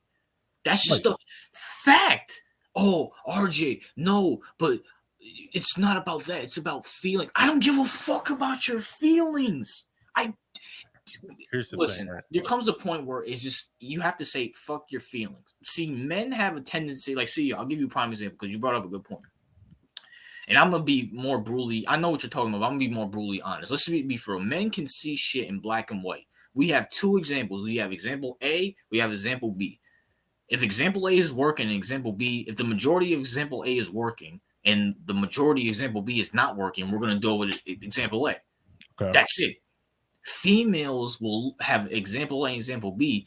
They'll see example A like 85% of example A will work, okay, and then they'll look at example B, see 85% of example B is not working, but then they'll look at the 15% of each and say, well, example A has this 15% not working, and example B proves that even though the majority is not working, it can work because look at this 15%. That's not how you run society. That's not logical. I'm sorry. No, we have to go with example and keep it fucking pushing. right. I mean, I agree. I mean, it's here. It's like with the whole Lizzo analogy and things. Like, oh yeah, she's fat. Like I remember, like that reminds me when the doctors, like back in the day, used to tell you like you're overweight Yeah, and you should lose weight and like diet and shit. yeah, Like I've been to multiple um like doctors' offices where I've seen like doctors like weigh you and you're severely obese and they don't say anything about it. They just let it go. They don't care about it. Like I feel like it's become because it's offensive, you know what I'm saying? Like it's offensive to point out things that are real. Like if someone's overweight, like it's not a it doesn't mean the person's a horrible person because they're overweight. yeah. That doesn't make them You bad help people. them. It's just pointing something out that maybe isn't helpful for them in the long term, right? Yeah, Like it's like CEO. It's like, but go ahead before I talk. no, it's just because a lot of people see that's a good example because that's where feelings actually hurt the person more than they actually help them because logically if you tell Lizzo, oh, you're fat, you need to lose weight, like you should probably work on that. Like that's offensive, right? Like Yeah, that's seen as you're disrespectful. fat She's shame. just being her, and I'm just like, okay, she can be her, but don't tell her like she's perfectly fine or perfectly healthy because it's probably not true. And when she dies at like the age of 45, don't fucking sit here and say, why didn't anybody tell her to do Right, it? that's what I'm saying. Because the people who are telling her she's fat are actually the people who care enough to tell her to help her so she can lose weight and like not croak when she's 50. Or Like, see, can I ask you this question? mhm, Because do you feel like the truth at this point, the truth is offensive? Like people, like yeah, the truth is offensive now. the truth is offensive depending on like okay, biological truth can be offensive to some people, right? Yeah, Like if you tell them yeah, biological truth, like a lot of things can be offensive. But what people don't understand is that telling the truth is sometimes just someone trying to help you out. It's not someone like trying to like completely mock you or ridicule you, right? Like back in the day, like I'm pretty sure, and I don't want to sound like an old man, but like back in the day, like if someone said, "Hey, oh, oh, like I feel amazing and I feel great, but you're fat as fuck," like okay, run a lap and see how you feel. You know what I'm yeah, saying? Like you're not gonna feel great. You're not gonna feel wonderful, bro. Like it's just impossible if you like if you're biologically unfit, you're not gonna feel good. Like you can make yourself think that, but if you actually lose the weight, then compare to when you used to be fat and to where you are now, you're gonna notice a big difference. And then you're gonna notice people weren't trying to hurt you; they were trying to fucking help you. that's just it's just like okay, the truth can be offensive. Does that mean we have to abolish the truth? We can't tell people the truth anymore in society now?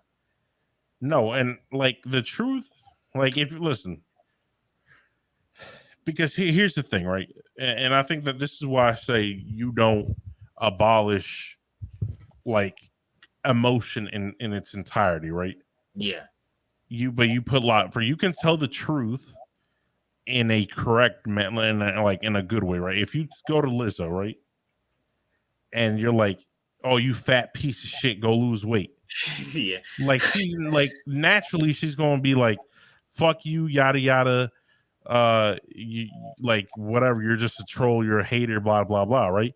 Yeah. Like she's gonna dismiss that out of hand because it's not because you're going at her from a place of malice. But if you're someone like you're like okay, hey yo, Lizzo, can I speak to you for a minute? Like, hey, listen, I care about you. Blah blah blah.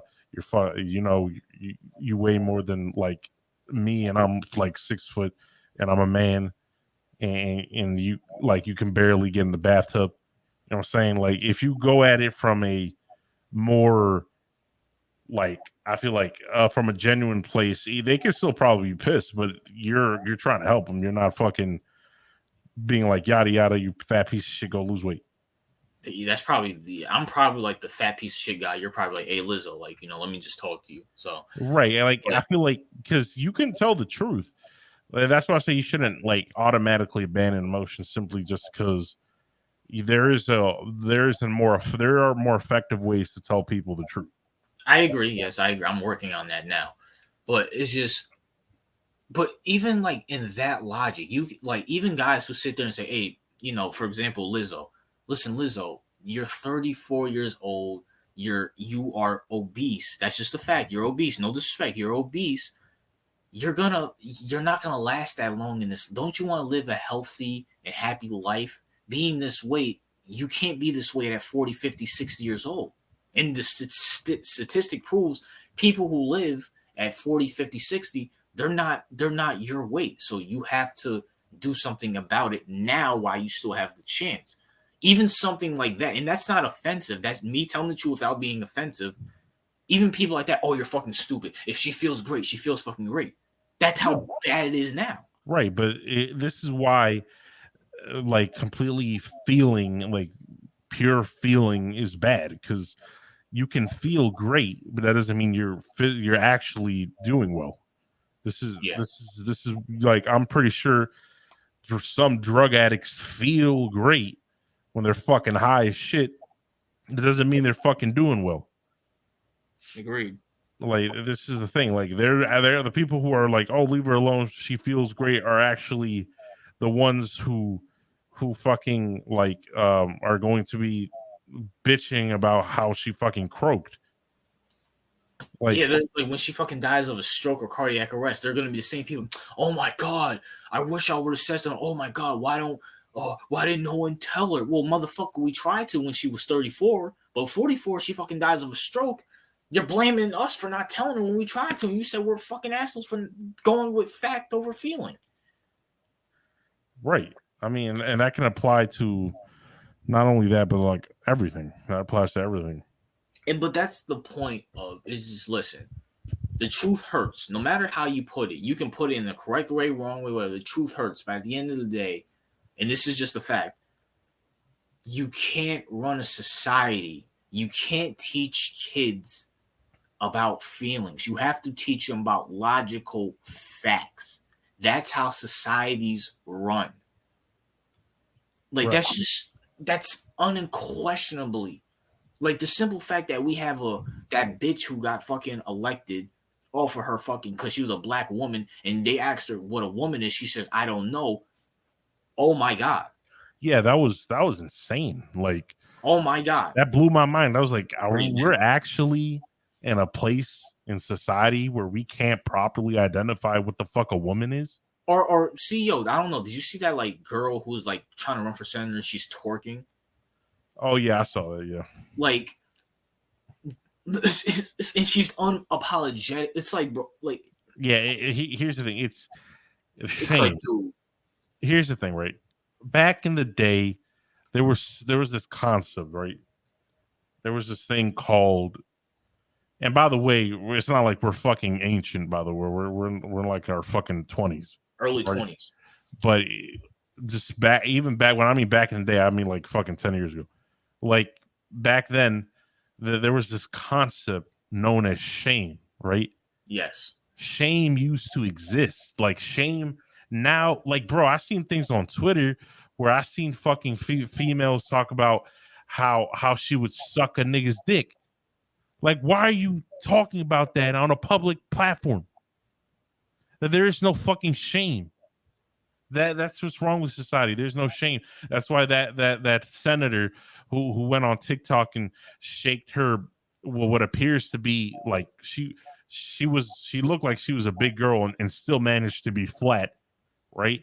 So Yeah. she got no booty and she's just shaking her hamstrings back and forth like on TikTok. I'm like, what the fuck is this? You're a senator.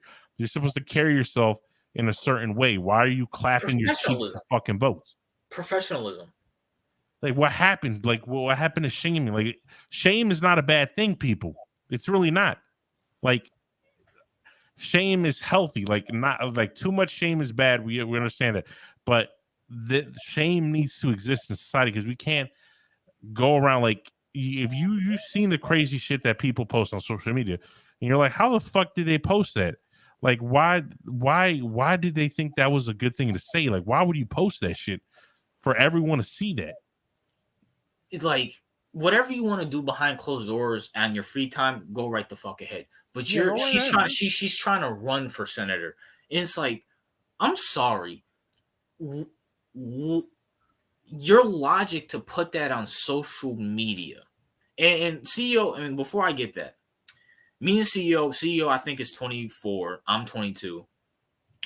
We're talking we're not old heads. We're like in our early 20s. This is how far society has fallen off that we have to go back 10 years ago, and that's more professional than now. That's how far society's fallen off. And it's like the simple fact that a female who's trying to run for senator shakes her ass and then puts at the end, vote for whatever her name is, and then she goes on TMZ. I'm not ashamed of it because I feel like I can just, you can't tell me what to post on it. I feel like that was appropriate and that's appropriate. Oh my god. Yeah, Oh my fucking god. yeah, that's right. It makes like that's when like I literally seen this post where people feel like they can say like the most, like, the worst thoughts in their head and post it on social media, and that's okay about them because that's who they are, and they're unapologetic. I'm like, no, that's, yeah, okay, fine if you want to do that in your personal time, but why are you putting it in public? Like, that's the reason society has deteriorated to the point that we are right now, because people feel everything, all their worst impulses, all their negative thoughts, everything they feel like they can just scream it out for everyone to hear. Why does everyone have to hear your disgusting, gross, negative thoughts? Why?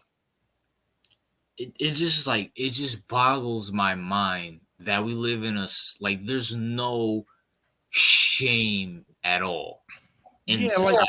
It's like I was on Facebook today, right? mhm. And I'm not trying to go down this road, but there was a meme of like a woman who's like it was like a cartoon and it had like a baby in a womb and it had like scissors crawling up and the baby's like, "Mom, don't get rid of me. I love you." And the female's like, "Fuck that baby, flush it down the toilet, crunch that shit." And it's like, oh my fucking god. Right. On Facebook, I just post something. We Mhm. were made by Adam and Eve, and not Adam and Steve. I get fucking my fucking Facebook. Hey, you can't post it, but they can post that shit, and you got all these females. Fuck that baby, flush down the toilet. Oh my god. Not only that, yeah, I mean, just going off by your example, like, there's tons of posts on social media about women celebrating their abortions. Like, It's oh my god. it's degenerate, bro. It's fucking degenerate. All right. Listen, I'm not an absolutist. Like, if a female was raped or molested, she wants to get an abortion. I'm cool with that. But I think you even looked it up. I think you said less than 1% is that. Yeah, very very minimal. Like, it doesn't, like people want that to be the argument, but all right, okay. So okay, let's say this. Let's compromise on the situation. Like, this is why I always, I don't want to stay on topic too long, but this is what I always said before. Like you just said, you're not an absolutist, right? Yeah, I'm not Okay, absolute. so we're working. Okay, so if you get raped, if you're about to die, if your father fucked you, and Yeah, you're about to birth the spawn of Satan, right? All yeah, right, go get your fucking abortion. All right, that's cool. all right. But if we say, okay, well, everything you just laid out, you can do, but but apart from that, you can't get an abortion. They're still gonna bitch because that's not the reason that they want to get the abortion. They want, Let's just be for real. Let's just be for the majority of females are just sluts. They have like 4 or 5 guys coming them. And they just want to get rid of the baby. Let's just keep it real. Let's just fuck it. Let's keep it real. I mean, people want people want the liberty, right? They don't want the consequences. They don't want the biological consequences that come with sleeping with multiple people, right? Yeah, They don't want the consequences because that's why, like, sex's primary objective is for people to be alive. Like, sex's primary objective is birth. It's not for pleasure. Like, yeah, people like it because it's pleasurable, right? yeah, But its primary function is for birth. That's literally what it is. Like, that's literally what it's for. So a lot of individuals want to feel like this is people don't want to be people want to be liberated from their biological consequences. They don't want to be able to feel the consequences of, if they have too much sex, they can get fucking babies, and they don't want that. They don't want to feel the consequences of being born a male or female because they feel like they should be born wherever the fuck they feel like to be born. yeah, Like, people don't want to be held to biological constraints. Like, they want to live in a society that's free from biological um constraints. But that's where people go wrong. That's where fucking people go wrong, because you can't escape you can't escape biology. Like, you give birth for a fucking reason, right? And you're a man or a female for a fucking reason. Like, you can't escape those realities, and that's why a lot of people who have abortions, it's never been about rape, it's never been about incest or none of those very extremely rare cases. It's always been about, I want to be sexually free to do whatever the fuck I want, and I don't want biology to get in the way of that. That's basically what the fuck is going on here. Yeah, basically. That's why that's the issue of feelings, right? They feel like they should be free from that. And I disagree. Like some things are not meant like you can't change the fact that you're a male or female. You can't. No. You can like you can't put all the makeup in the world and put fucking human parts on a pig and expect that pig to be a human. It's not going to be a human. Like CEO, like I'll give you an example. You can, okay, I have not like when you turn 18 and you Mhm. want to get the sex change, that's fine. That's cool. But you cannot Mhm. teach little kids if they feel like the opposite gender No, that they you are. can't. You can't teach them that. I'm No, you sorry, it's can't. just not logical. You But can't do here's the that. thing, CEO. Here's the thing. Let me just take it a step further. Even if you get the sex change, Mhm. we know a woman is someone who's born with a pussy. A boy who's someone who's born with a penis. Yeah, the That's only exception is intersex. Just put but that that's up. a rare. But that's a small minority. Right. That's a small That's minority, a right? very very small minority, and we don't do we do generalizations because generalizations are better. It's black and white. Sure, you have a small minority, but you can take that consideration of billions of people. A woman is able to get pregnant. Can a Right. man can Leah Thomas get pregnant? If a man has sex with Leah Thomas and did their thing, can that person get pregnant? No. So they're not a woman. It's just that simple. Right. And I just want to preface this by saying it doesn't matter because then you always get the argument with the females being like, oh, so females that can't get pregnant aren't women. No, that's not what we're trying to say here. And I counter that by saying if is there a womb even If females who don't have that disease, what's that disease called where they can't get pregnant? I'm not familiar with the I disease. know Molly Karam has it. Uh but No, this is why I simplify. I don't rely on the whole birth thing, right?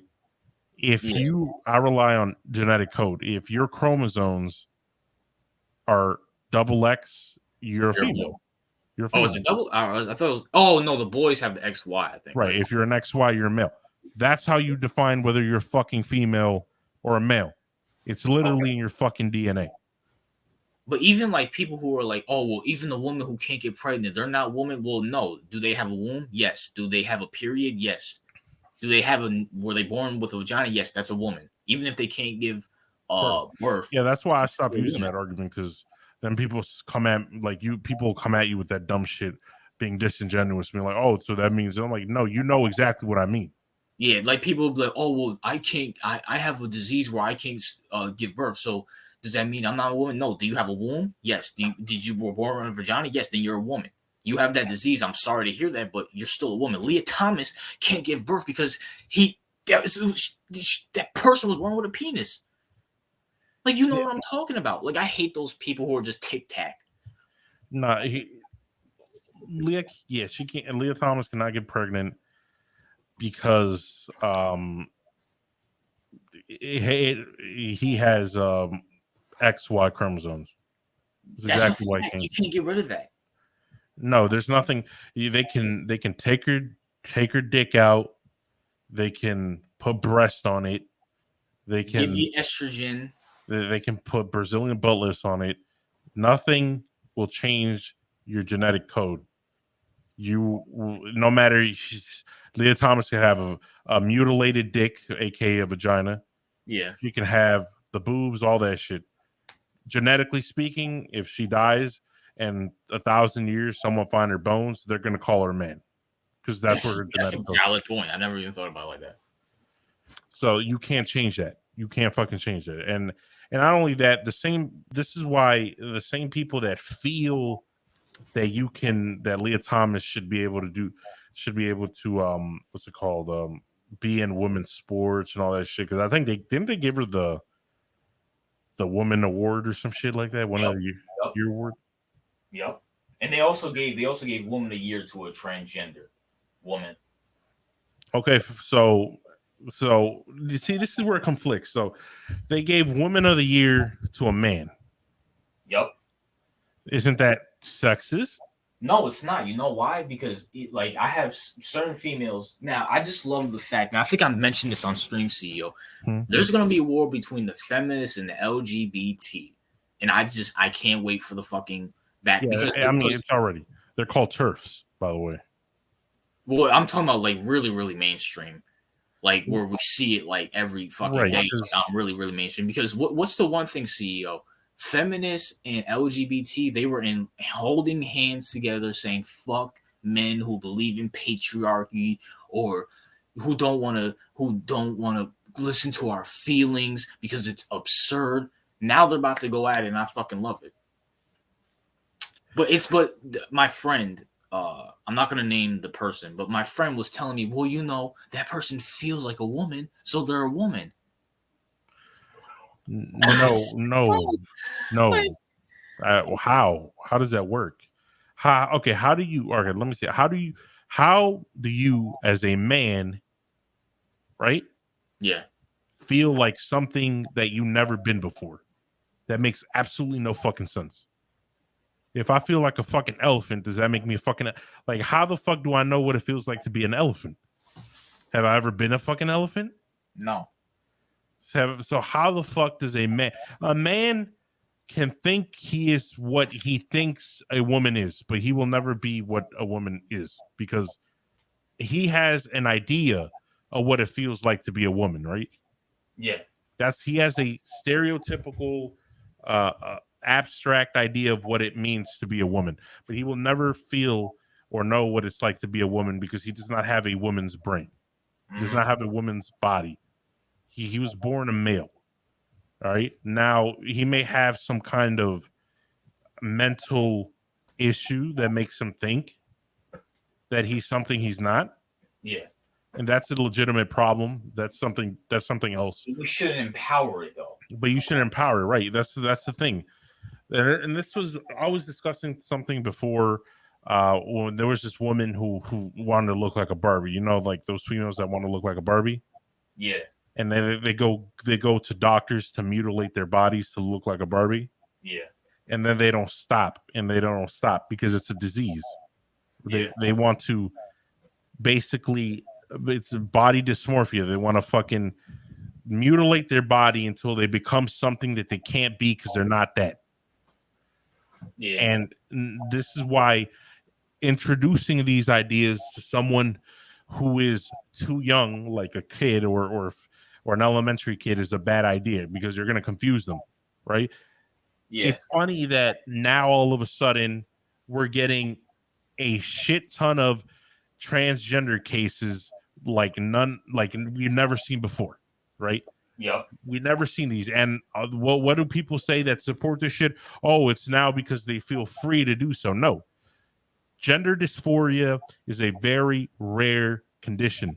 It's a very rare thing. It's small not minority, small minority. right. It's not something that's like now you're seeing a boost of transgender of individuals, and the people who are most likely genetically to be transgender to have gender dysphoria are men.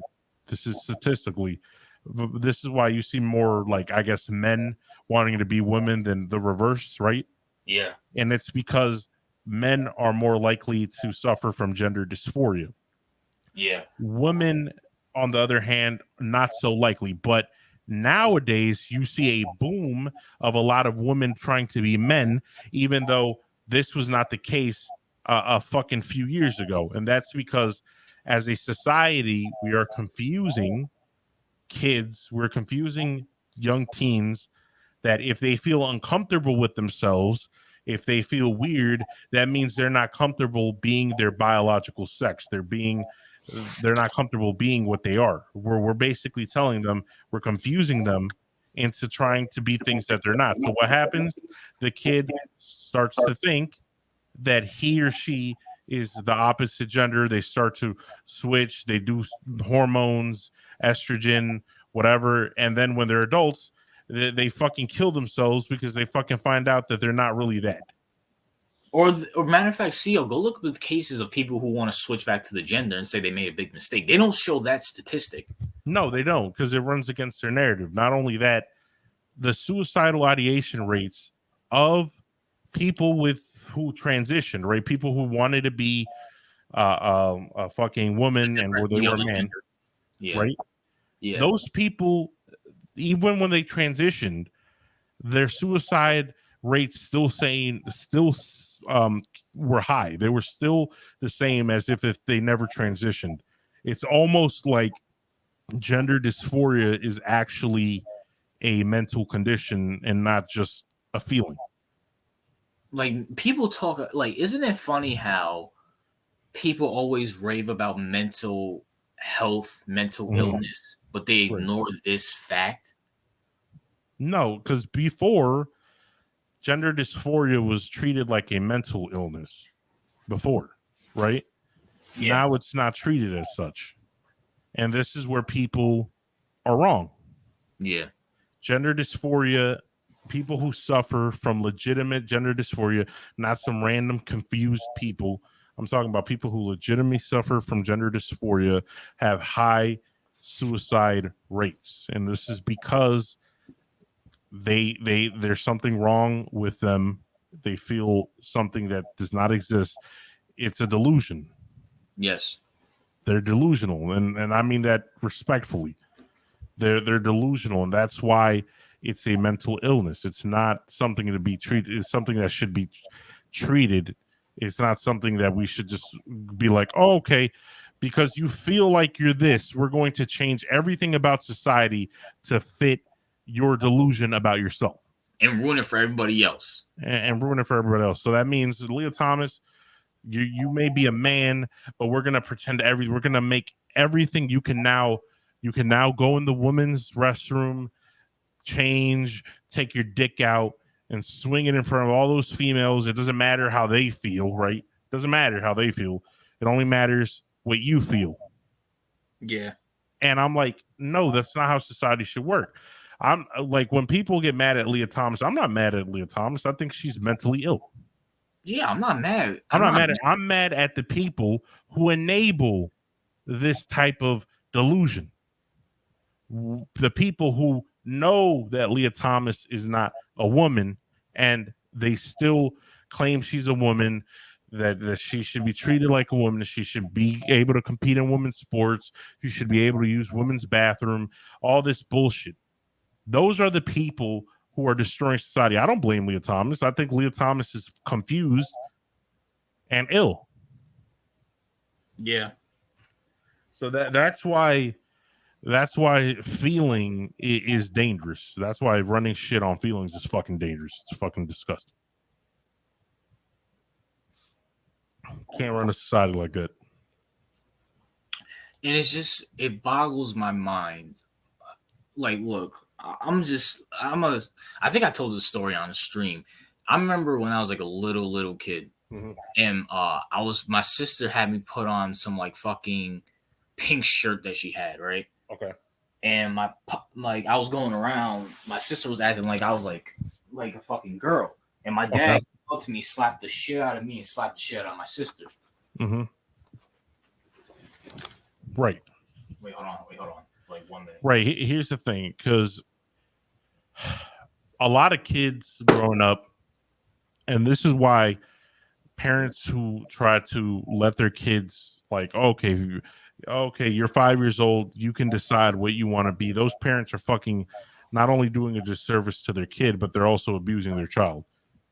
Because when you let a kid who is, because kids are inherently confused, right? Yeah, Kids are inherently don't know. So what happens? Some of these parents who let their kids be whatever they want, their little boys start wearing dresses, and they see that makes mom happy, and then what they have, they're like, oh, mom loves when I dress up, so I'm gonna keep dressing up like a woman. And then mom goes on social media and claims that her son is transgender. yeah, And this is why this whole feeling nonsense is destroying a lot of people's lives. It's killing off a lot of people because feeling, although important, I'm not disregarding people's feelings in general. I'm just saying you can't run a society based on that, because if you do, a lot of people are going to end up dead, depressed, and you're going to get a society who's frankly just delusional. Because if you go around any country in the world and you bring them the pronouns and you bring them the men using women's bathrooms and the drag shows on children and all that dumb shit, you bring that to other countries, the other countries think that the United States is fucking retarded.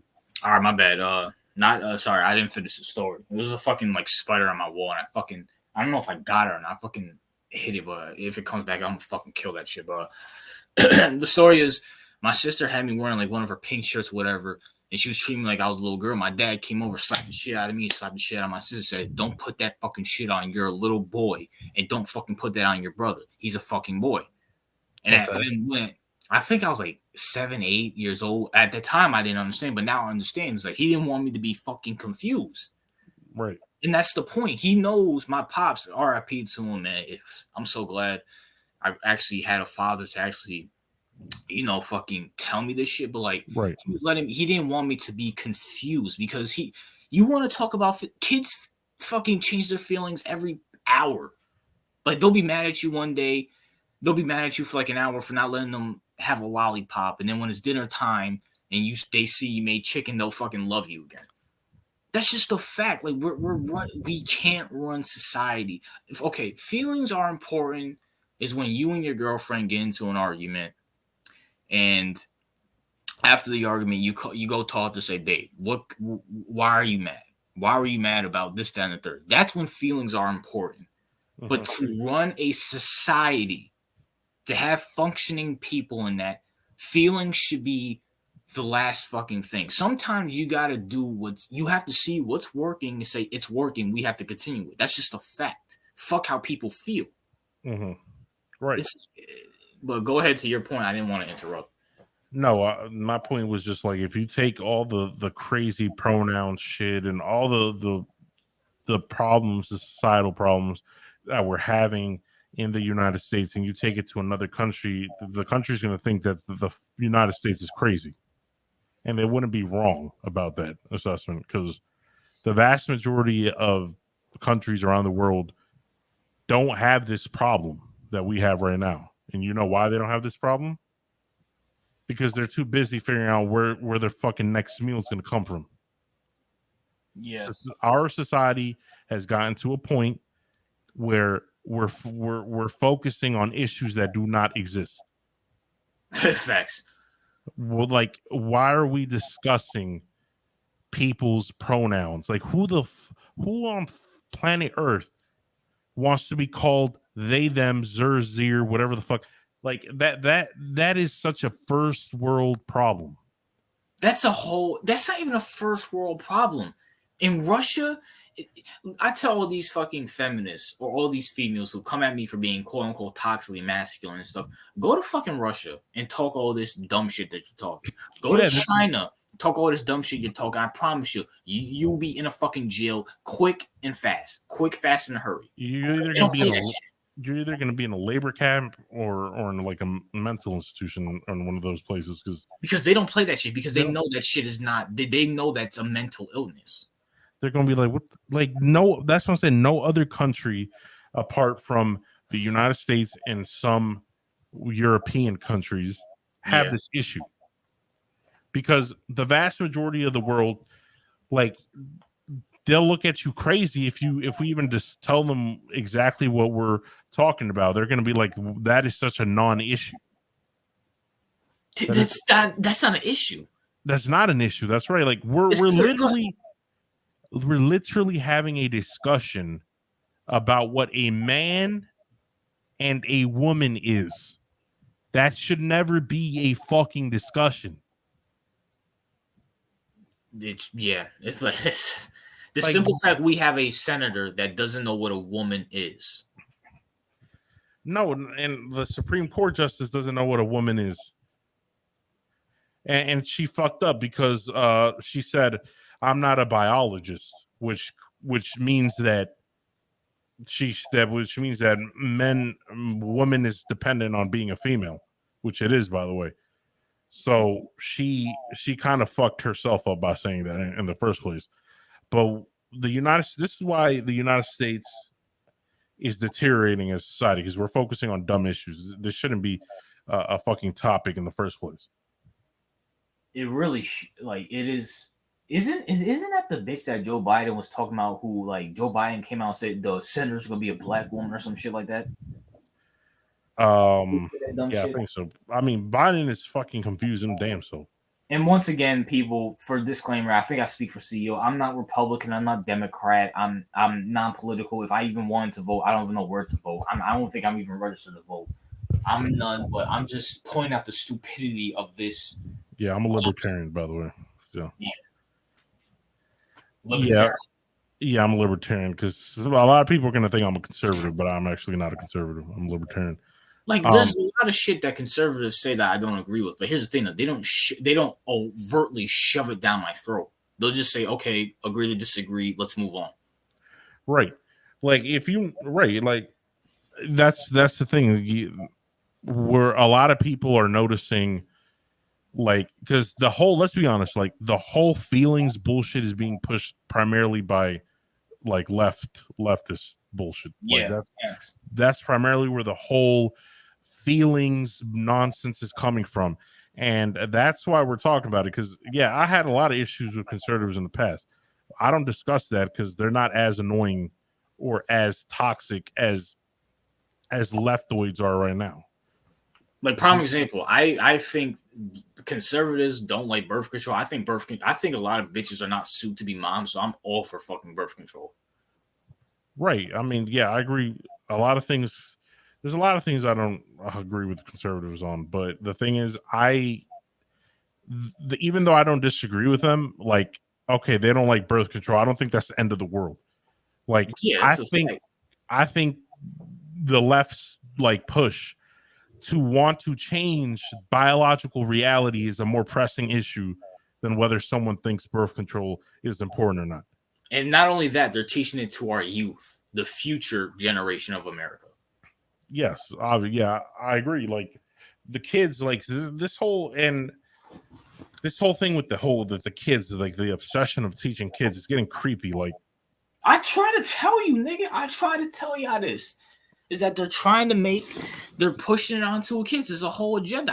I'm trying to tell y'all this. right, They will try to make pedophilia legal in this right. country. Here's the thing. How my man Jason Whitlock say it's the LGBT P is silent for pedophilia. I agree.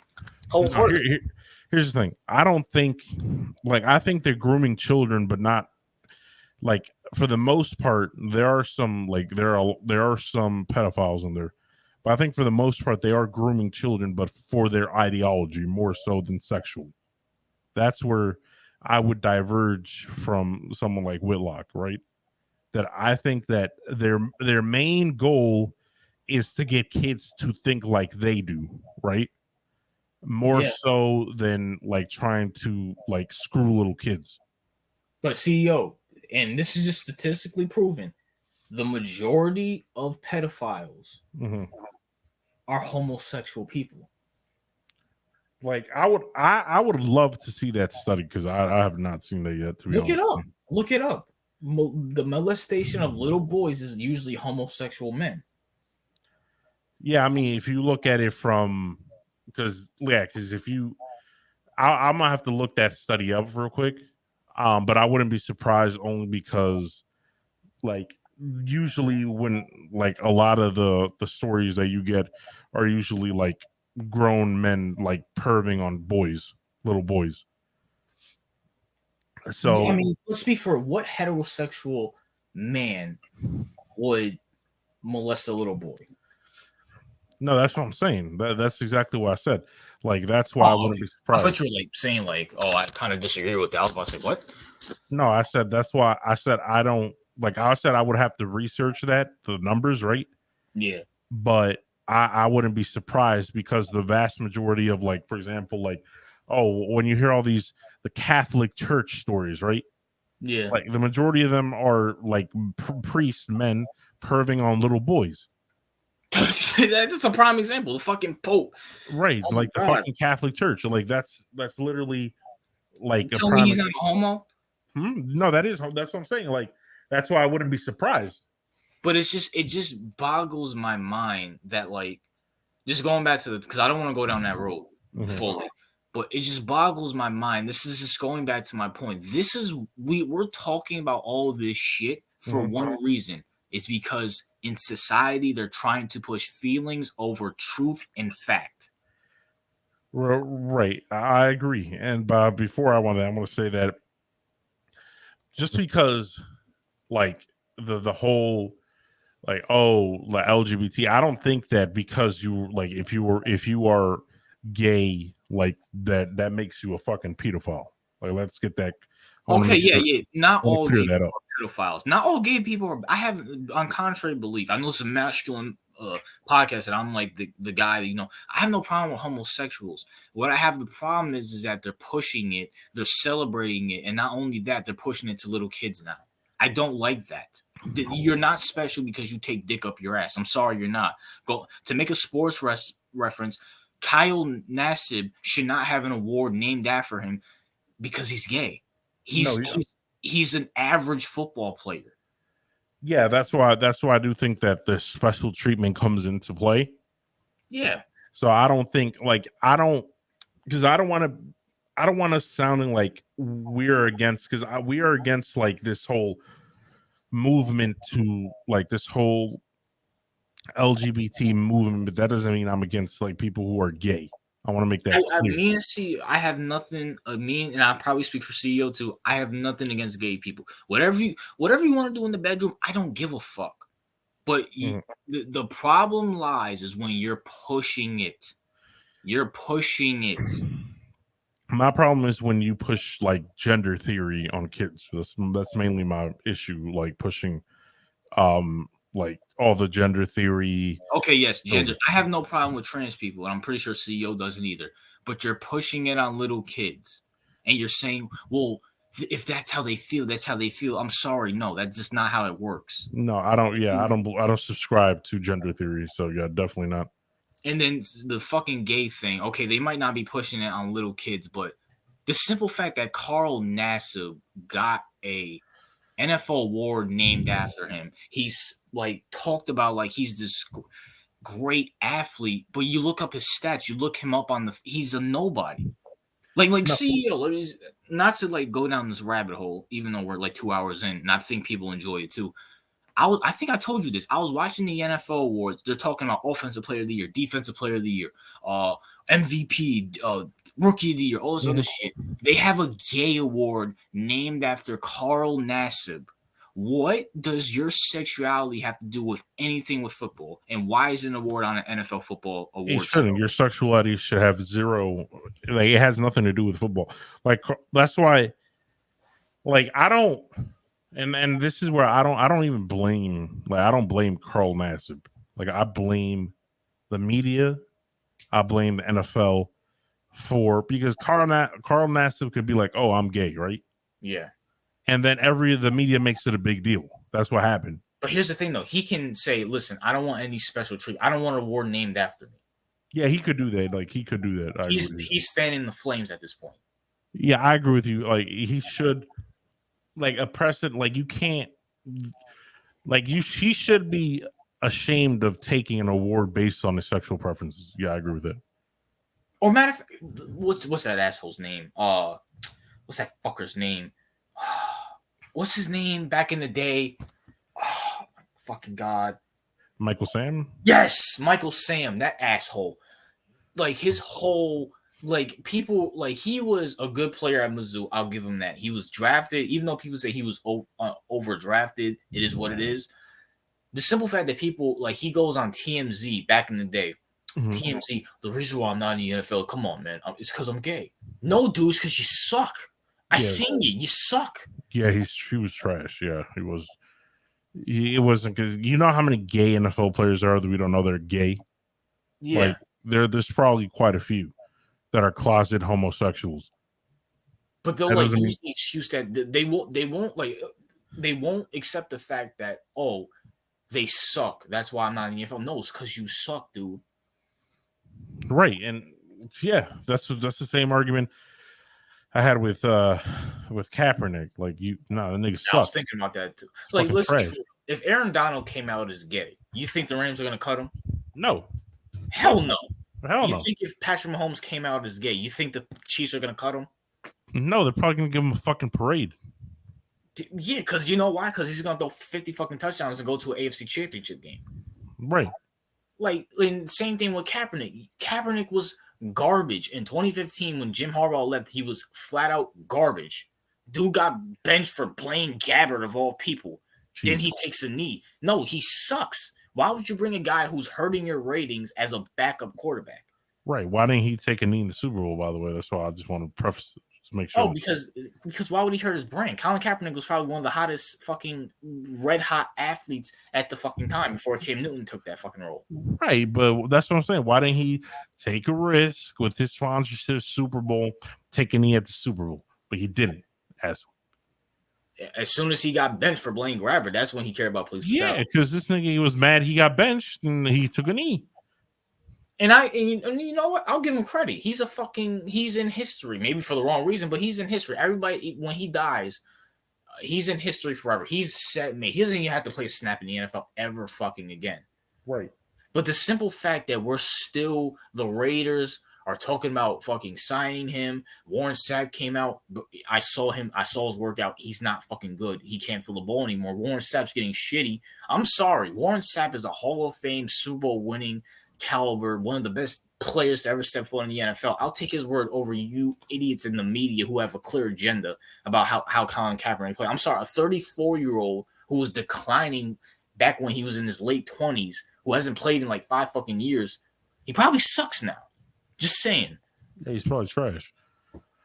And I'm pretty sure that his workout with the Raiders was fucking abomination. Yeah, it's just fucking like it's just like if Colin Kaepernick was going a 10-6 and he was taking a knee, yeah, he might get some backlash, but people like, well, he's Right. winning. Like And winning cheers everything. I just want to clarify something about the whole knee situation because I never spoke on it. I never cared that he took a knee in the first place. Like I never cared. Like it became At the time I didn't. At the time I didn't care about it. Like I was just like, I don't care because like I said, I'm libertarian. I don't give a fuck if he took a knee. Like I'm actually mad that people made it a big deal because if they didn't make it a big deal, he would have died off in irrelevance.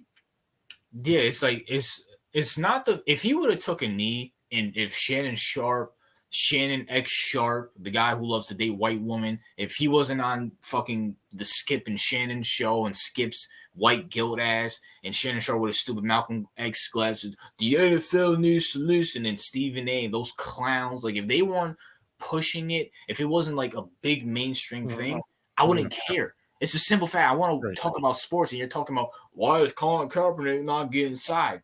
And I can clearly see he's not getting signed because he sucks.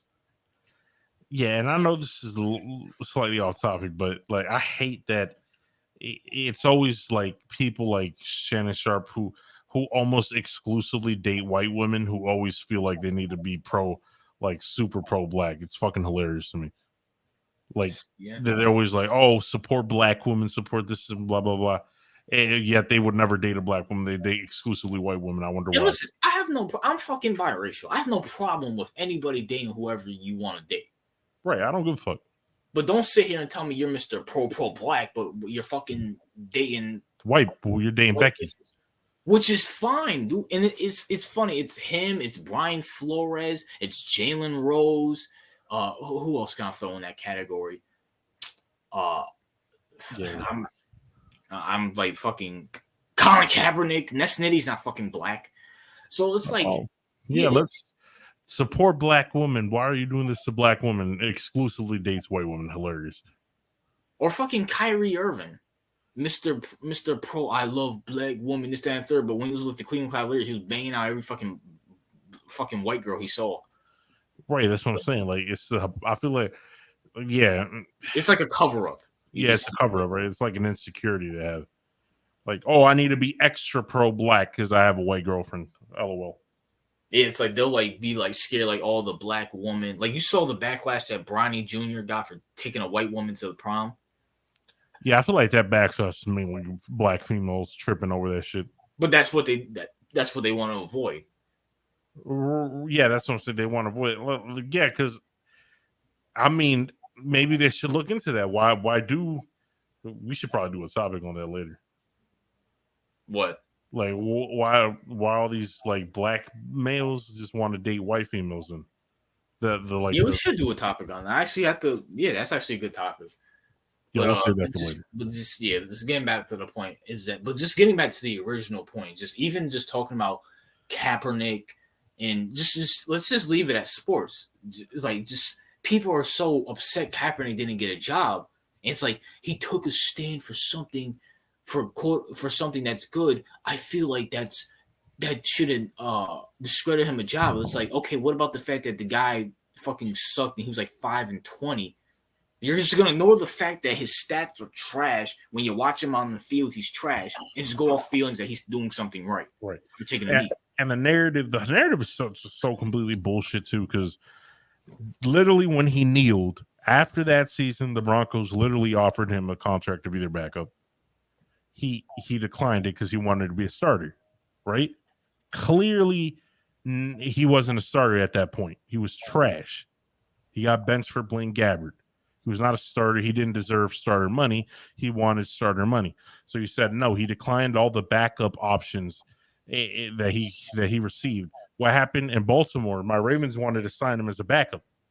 Yeah, I remember that. And then a female called the owner a fucking slave owner or some shit. Called the owner, slave owner, called fucking Ray Lewis a slave. Right. And Ray Lewis was literally trying to get him the backup position. And people were mad at Ray Lewis. And people were mad at Ray Lewis. They were so mad at him that I don't even think Shannon has him back on the show. Like that's how Shannon knew this guy since the early 2000s. Ray Lewis says he's big bro. He told me a lot about the game, and you're gonna turn on him over Kaepernick?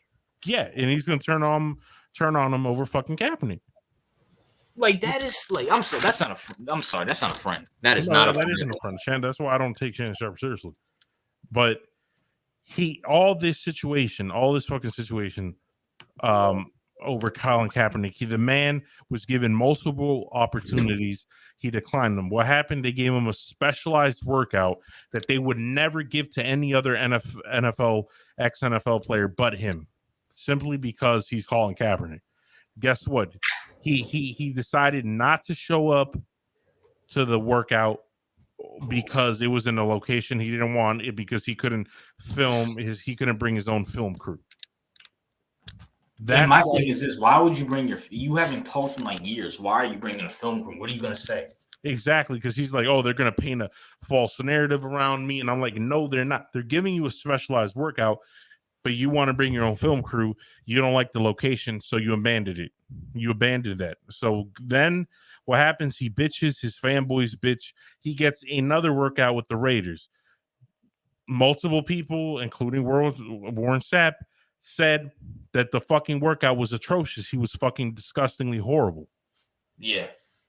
And then people want to be like, no, Warren Sapp is a coon. He's whatever, this and that. And I'm like, bro, he works with the organization. He's been with the organization for a while. He knows people in there. They told him Colin Kaepernick went in there. Colin Kaepernick was shitty, and we're not going to sign him because he's dog shit. And he relayed that information to the fucking public. But remember, CEO, it's about how Colin Kaepernick feels. You're hurting Colin Kaepernick's feelings. Right, it's fucking feelings, and it's fucking fanboys who swear that he's good. Not only that, like Madden has this guy at an 80, at a fucking 80. Like they always put him. Whoa, hold on, time out. He's still in Madden? Yeah, he's still in Madden with his big ass 80 rating above active players, which I'm fucking laughing. He probably shouldn't be over Daniel Jones at that point. Daniel Jones is a better quarterback than Colin Kaepernick. Like he shouldn't be over anybody. Like he should be like 65 or some shit. First of all, this guy hasn't played in what 6 years? 2016, right. 6 years. Yeah, pretty much. Like, bro, Josh Freeman, Johnny Manziel. Usually, when you're Des Bryant, he's not in the fucking game. He just played in 2020. But you're gonna this is how Madden works, because I play the older Maddens that I play. Mm-hmm. Usually when you're a free agent for like a year, mm-hmm. and then like the next year you're still a free agent, they take you off the game until you get signed. This guy hasn't played in fucking years. Hasn't tried out for any team, and yet he's a fucking 80. Yeah, he's an 80. And And they put like a stupid thing where it's like when you put a free agent, you're like, oh, are you sure you want to sign this free agent? And you click yes or no, and then you click on Colin Kaepernick, like, congratulations, you're gonna sign Colin Kaepernick. Press yes to accept. yeah, And this guy's being mistreated. right. I mean, yeah, that's what I'm saying. Like he's been given opportunity after opportunity. He's been given so many opportunities that even Shannon Sharp's bitch ass literally said to him on the show that they gave him plenty of opportunities, but he kept turning them down. Even him, he has to admit that shit. Mr. Wokety Woke. Exactly. So Colin Kaepernick never intended to get back to the NFL and play backup. He wanted the NFL. He was using the NFL as a media outlet so he can stay relevant in the news, get brand deals from Nike for doing absolutely nothing. He helped no causes. He did nothing to advance his issues. He sucks at quarterback, and now he wants to fucking get money from Nike and these woke ass companies for shitting on the NFL. This man made a fucking video about the NFL being a slave factory, a fucking slave factory. And yet he's trying to get back to the NFL. Yet he's trying to get back into the slave factory. So what does that say about Colin Kaepernick? Either he's full of fucking shit, or the man is a coon because he obviously likes being a slave. Or both. Both can be true. So this man, he's a clown. Anybody who's a fan of Kaepernick and thinks he's righteous, you're a fucking idiot. I'm sorry, you're a fucking moron. You can't see. At this point, back in 2016, 2017, hell, even back in like 2020. If you want to support, I can understand. I disagree with you. I can understand it. At this point, if you can't see the hypocrisy and the idiocy of this guy, then there's no hope for you at this point. There's no hope, right? You're a fucking idiot. It is what it is. And isn't it funny? Because you brought up a good point. He's shitting on the NFL, but he wants to go back. Like what? Like he called let's just take it absurd. He's calling the NFL slavery, which is like the most disrespectful thing you could say to black people. Right. He's like he's so pro-black, but disrespecting the ancestors and the current players, calling them slaves. Yeah, calling them coons, basically working for master. Yeah, I mean, if you want to even take it there, they're calling them, but he's calling them slaves at some point, but he's just calling them coons. And it's like, no wonder Antonio Brown, of all people, came out and said, "Yo, Kaepernick, no one believes you, bro. Like, I'm from the hood in Miami, no one fucking believes you." Sean Merriman, Warren Sapp, all these guys came out and said, "Yo, Cap, you're full of shit." Yeah, because he is full of shit, bro. Like, imagine making a whole presentation about the NFL being a plantation and then literally trying to get back into the NFL. Like, what kind of sense does that make? like you think when fucking the slaves were running away from slavery in the South, you think like, oh, maybe we should go back. You think that's like, right? Maybe we should go back and get more whippings. Like, that makes no fucking sense. Lynchings and fucking get fed dog shit every fucking day. That's why he's disingenuous. He never wanted to get back. He wants to get brand deals and basically pimp. He's a martyr. Yeah, he wants to pimp off of the black men getting killed bullshit, like the whole issue, the Black Lives Matter, whatever the hell that is. He wanted to pimp them, right? He wanted to pimp. He's okay with profiting off of the distrust that the black community has with police. He's okay pimping that issue to make money for himself. Just to let y'all know, he's basically using you as his pawns to fucking line his fucking pockets up with cash while sitting at home doing absolutely fucking nothing. With the cash. With the cash, right. And what happens when he's done with money? Oh, he goes back to the NFL, gets more media, tries to garner more shit so he can get more sponsorships. Yeah, and the same thing, because with BLM, like, if you can't see BLM as a big fucking scam. BLM was run. It was started by a black lesbian. Two of them. Was started by two black lesbians who now have mansions, $1 million homes in fucking Los Angeles. Where did that fucking money go? Or matter of fact, CEO, there was three of them. One of them left because she was saying it's too fucking corrupt. Right, because And people shit on her for it. because guess what? The original Black Lives Matter plan, right? The original plan was supposed to be about black men getting killed by abusive police. Yes. You go to their website, that shit looks like LGBT Pride Month in there. It has like, oh, you have to be trans accepting, lesbian accepting, queer affirming. What the fuck? What does that have to do? Woman empowerment and shitting on Right. heterosexual men. Why does that have to do with shit? What does that have to do with black men getting killed by the police? Because CEO, and it wasn't about that. They just used that to push the real agenda that they wanted to push. Right, that's what I'm saying. Exactly. And everyone, every single one of you clowns, every single one of you organizations, every single one of you guilty ass white people with your whole I am white and I have so much guilt, so I'm going to fling my money at dumbass Marxist organizations. Look at Amazon, gave him a shit ton of money. Even fucking Michael Jordan gave him a shit ton of money. Yeah, I feel like that was a publicity stunt. I feel like Jordan was like, all right, I have to do something because I already have this bad rep. Right, exactly. This is the thing, and no one has the balls to just say you're full of bullshit. You're fucking full of bullshit.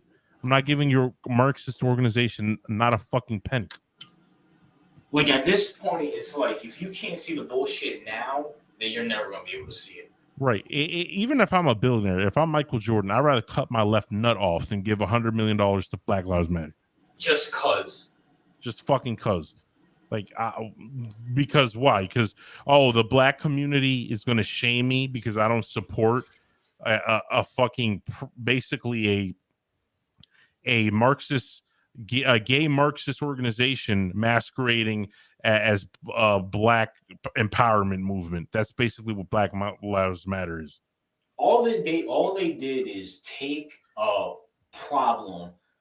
Like their whole thing was, hey, we need to talk about the black men that are getting killed by police. And then they get this all bunch of people, and like, okay, we got them. Now we can push our real agenda about female empowerment, LGBT, and shit on black men.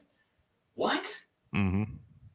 And then when you call it out, you're stupid, oh, you're dumb. There was literally an article that said heterosexual black men, and I'm not even lying, but you can even look it up. Jamel Hill posted on her Twitter, heterosexual black men are the white supremacists of the black community. Right. Yeah, I remember that. What the fuck does it have to do about black men dying by police? Right. Yeah. Notice how every single the website, nothing to do with black men. The articles shaming black men, yet the organization is supposed to be protecting black men. Yeah. Or like, if it says something about positive about black men, it's probably gay black men. Right. Like, I can't, like, come on, people. Like, people are so dumb. They can't do simple research at this point. Yeah, just look it up. It's not that fucking hard. Yeah. I mean, just look at where all the money went. Like, how did two broke ass lesbians manage to get $1 million homes in LA? How did that happen? Is that a rhetorical question? I actually want the answer. No, I'm yeah, that's a rhetorical question. Like, how the fuck did that happen, bro? Like, they literally, basically just embezzled money. That's all they did. They embezzle money and they push their real agenda. Yet, took, like, people are just so they'll just see they'll like look at the like people. You can't judge a book by its cover. And I'll be the one. Black Lives Matter became popular around like what 2015, 2016 when the whole Kaepernick shit and Donald Trump going to office happened. I was a supporter. Now, granted, I was 15, 16, so I was a dumb idiot. But when I became 19, 20, I looked it up. I'm like, this shit is bullshit. Yeah, it's fucking bullshit. It's like, and I can admit to that. Yeah, I mean, yeah, it is bullshit. And you know how they suckered people, especially white people, into giving them a shit ton of money? You know how they did that? by making them feel bad. The white people, whether they felt bad, they felt guilty, and gave him money. Because instead of logically thinking this through, they went on emotion and just basically gave him the money. And this is exactly ties back into the point why you shouldn't run society with emotion. Yeah, Simple basically, as that. because it doesn't, because it's just like you can, like, you can look at, like, okay, like, say, like, you take something, someone comes up to you and says, hey, like, I'll give you a prime example. Someone can fucking come up to you and say, uh hey, you want $1,000? Yeah, great, yeah. Majority of people say yes. Mm-hmm. But someone like me or you would be like, Why? yeah, what's the catch? What's the Yeah, catch? what's the catch? Right. Why would you give me this? Someone can come up to you and say, hey, Black Lives Matter. Most people like, yeah, yeah. But then when you look on their website, and especially if you're a heterosexual black man, this shit ain't for me. This ain't supporting me. This is putting me down, if anything. Pretty much. Like, what the fuck does trans affirming have to do anything with the initial issue? But yeah, it's on their website. Because you know why? Because black trans people feel oppressed. This whole feelings, but like, like, I just get so frustrated when when I bring up facts and logics, and I have to hear about, like, I'll give you another example. My friend, the same girl, was telling. We were arguing about, like, the woman of the year. I'm like, you're telling me those two people deserve woman of the year over women who actually struggled and actually worked their way up to be smart or good athletes, over to lose it to a man, someone who was just a woman a year ago by technical logical, by the surgery. And she's like telling me, well, I knew this trans person and she was mistreated and all this other bullshit. I'm like, that's one fucking person. And Right. that person feel bad and I felt bad. So it's about feelings. It's about feel this, that, and So it's about I pity. knew, and you know what's crazy is, cause you know why she's doing this, because I got her to admit, like, yeah, that's bullshit. But now she's like trying to retract and say it's about feel. I mean, I hope one day she just, like, she applies for something and she just Mhm. loses to a transgender, like, it's just like something. I hope she, like, experienced that full heartedly, because it's just like, it's about, like, at some Bas- point we have to just say fuck feelings. Let's just go on facts, because yeah, it's getting way, like, feelings are important, yes, but it comes at a certain time. Feelings are important. yeah. I mean, the simple matter of facts don't care about your feelings. Like, if your feelings support facts, okay, cool. Like, if you, once again, if you, like, have a argument with your girlfriend or, your best friend or whatever, and you guys cool off and talk about how this made you feel, that's fine. But running a society, you can't base it off of feelings. You have to see the facts, see the truth, see the statistics, see what works, and do that. You can't just go off a small minority. Yeah, you can't. You can't. And also this pity party. Basically, your friend just said, "Oh, I'm okay with it just because I feel sorry for her." You can feel sorry. I have a lot of friends who, they did bad things. They ran with the wrong crowd and they got killed. I feel sorry for them, but yet the fact is they did dumb shit, and that's just a fact. Yeah, Like, I can't sit here and say, well, I feel sorry for them, and it's not their fault that they robbed this house or they messed with this group of people and they got shot and killed or whatever. And it's like, I feel sorry for them because the way how I knew them, they were good people, but they ran with the wrong crowd and they had to pay the price for it. That's just a fact. yeah. It Or matter of fact, sucks. I have friends who fucking knocked up thoughts and now they're going through the child support system. I feel sorry for them. But at the Right. same time, dude, it's your fault for not wrapping up. That's just a fact. Yeah, yeah. Consequences. Like, just because you feel sorry for someone, or just because you make and this is why I kind of miss Kevin Samuels. He had the best quote. Just because you make a mistake doesn't mean you can't suffer the consequences. Right. Consequences are omnipresent. They're both Like I was positive watching and one of negative. his yeah, I was watching one of his old live streams and he was telling like he got so many angry black women Mhm. because he said when you're if you're a single mom, your value decreases. That's just a fact. Because let's be for real, most men don't want to fucking take care, don't want to be with a woman with a child because usually that ends in baby daddy issues. And number two, they like you're wasting money on a kid that's not yours. That's just a fact. That's how men think. Not only that, right? You got to deal with it's just it ain't your kid, and you got to deal with so many problems. Yeah, and it's like this, and it's like, and it's also the fact like people say, "Well, Sierra." I'm like, first of all, Sierra's a gorgeous fucking millionaire. She's an exception. You're not Sierra. Right. I mean, yeah, and yeah, and Russell Wilson loves to I mean, they have their own problems. I mean, like she is an exception. One, because she had her own money to begin with, right? So she doesn't really need any man to support her children. That's And number one. two, she's gorgeous. Yeah, and I think her baby daddy was Future, so he also has shit ton of money.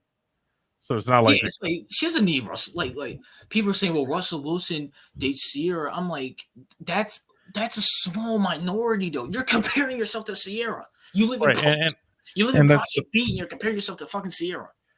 right, and that's also I mean, yeah, and also they're not gonna find like Russell Wilson. You're not gonna find a shit ton of rich simps. So I just want to let females know that because Russell Wilson is an exception. Like he's kind of like a rich simp. Yeah, yeah, and you notice how he's not going to the fucking hood to pick up a baby mom with 3, 4 kids who's a fat fuck. He went to go see he went to Sierra, who had Right, one kid by Future right. He went to his celebrity crush that was already famous has her and got money, and had a baby mama by another famous person. So it's not the same thing. and plus is also gorgeous too. Like like Right, you, and these people love to use him an example. By the way, like Russell Wilson, because he's a Bible thumper, so he likes to Christianity this, Christianity that, and yet your wife be posting booty pics online, bro. I don't think that's very Christian. I mean, listen. I'm all for the Bible, but that nigga, I'm sorry, he does not. He knows nothing about the Bible. No, I'm just saying, keep it if you're gonna be Bible thumping, right? Yeah, Don't you maybe, and your wife is also gonna claim to be Bible thumping. yeah. Maybe you shouldn't post booty pics online. I don't think that's Well, I very feel like they just use that for a front. You know what I'm saying? Because people do use the Bible like, oh, I read the Bible, but this, that, and the third. no, You yeah, know I what I'm know, saying? but I don't like when people do that shit. It's just like Just like how people like use like their sexuality or their race to get something. You know what I'm right. saying? I'm like, Like they'll use that in his advantage. But the whole point of the matter is just because, like, let's just tie it into feelings. Going back to the big mama thing, you can feel like you made a mistake getting impregnated. That's mhm, fine. You can feel like that. But at the same time, if you expect some dude to just scoop you up when you have 2 kids by a sketchy baby daddy, I'm sorry, that's not your reality. right, Unless you're like drop dead gorgeous. right, Even then, people will be sketchy because I see a lot. There's this one female I know who's fucking sexy as hell. She has 2 kids, 2 daughters, and she's still fucking single. But even that, like, just sorry, men don't think like that because men are all about money, logic, and business. Why would I want a woman who has who's been used? hmm Clearly, she clearly has a sketchy baby daddy. uh-huh, And I can find me another woman who's just as good, or maybe not even that, maybe not as good looking as her, maybe slightly little down, but yet has no kids, no problems, no nothing. And I can yeah, just spend money on her. yeah. I'd rather take a less attractive female without kids than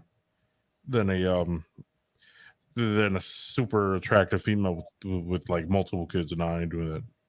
That's just a fact. That's just how men think. But females don't like the fact that men think like that logically. They want us to feel it. You know, I deserve a man. I was put through so much for my baby daddy, and I feel like this and I feel like that. Okay, great. That's your fault. Your fault. Sorry. Right. like it's just crazy how like men when they don't want to like they slip up and have a fucking baby by somebody. Oh, it's your fault. You should have wrapped up. But when women slip up and have a sketchy baby daddy, the baby daddy dips or whatever. Oh well, let's listen to how she feels. She's been through so much. No, equal rights, right? Right. But once again, it's feelings, and I love the fact. Just speaking about, I love the fact that it's just one way. It's about transgender people, gay people, women. But when it comes to like heterosexual men, it's who gives a fuck about your feelings, bro? Man up. Man up. Yeah. It's just, oh my god, this world, this fucking country is just. And we should also discuss the topic and like on like the next podcast or something in the future about the failure of like today's men. Like we should definitely discuss because we talk about women's failures. We also discuss men's role. No, I'm actually gonna put that in my notes. Because Okay, I actually should put that. I know a lot of fucking because I ain't gonna let you degenerate niggas escape either. Yeah. A lot of you dudes who worship these women who have so much. All you dudes who get all these bitches pregnant and walk out on your kid and let them Yep. be raised in this matriarchy. You guys need to be sent to the chair too. And I'm gonna Yeah. fucking pull the trigger. All right, next podcast. Next podcast. I'm Yeah. actually Yeah. writing. Yeah. We're gonna save that for next podcast. And what was the other thing that we were gonna talk about? It was Fucking why pro black men love white girls. yes. There we go. All right. Yeah, those go actually good well together. To be honest.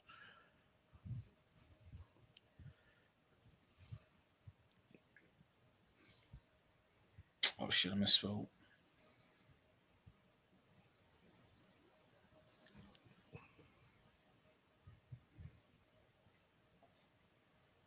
But yeah, man. But is there anything else you want to add? No, I think we said our piece about the subject. Both Um, subjects. wait, what? Both subjects. The football and then Yeah, now. both subjects. Yeah, I think we thoroughly discussed both topics well. Yeah. All right. This is the first masculinity podcast. We'll be back. You want to do it at the same time Saturday afternoons. That's when we recorded. Yeah, so yeah, If we can you're do available, Saturday. I'm always available. If I'm not available, I'll probably text you. Yeah, I can do it like I think same times on Saturdays. Yes, shoot. Is anybody live now? I know YTC was live when we went on. I think so. We're not live though. I mean, we're live in StreamYard I was though. talking Right? about on YouTube, like anybody Okay. that we know. I don't So think so. hey, it is what it is. My laptop's about to die anyway. So All thank right, you, man. CEO. I'll see you next week. And thank you to all the people. We're out. All right, peace.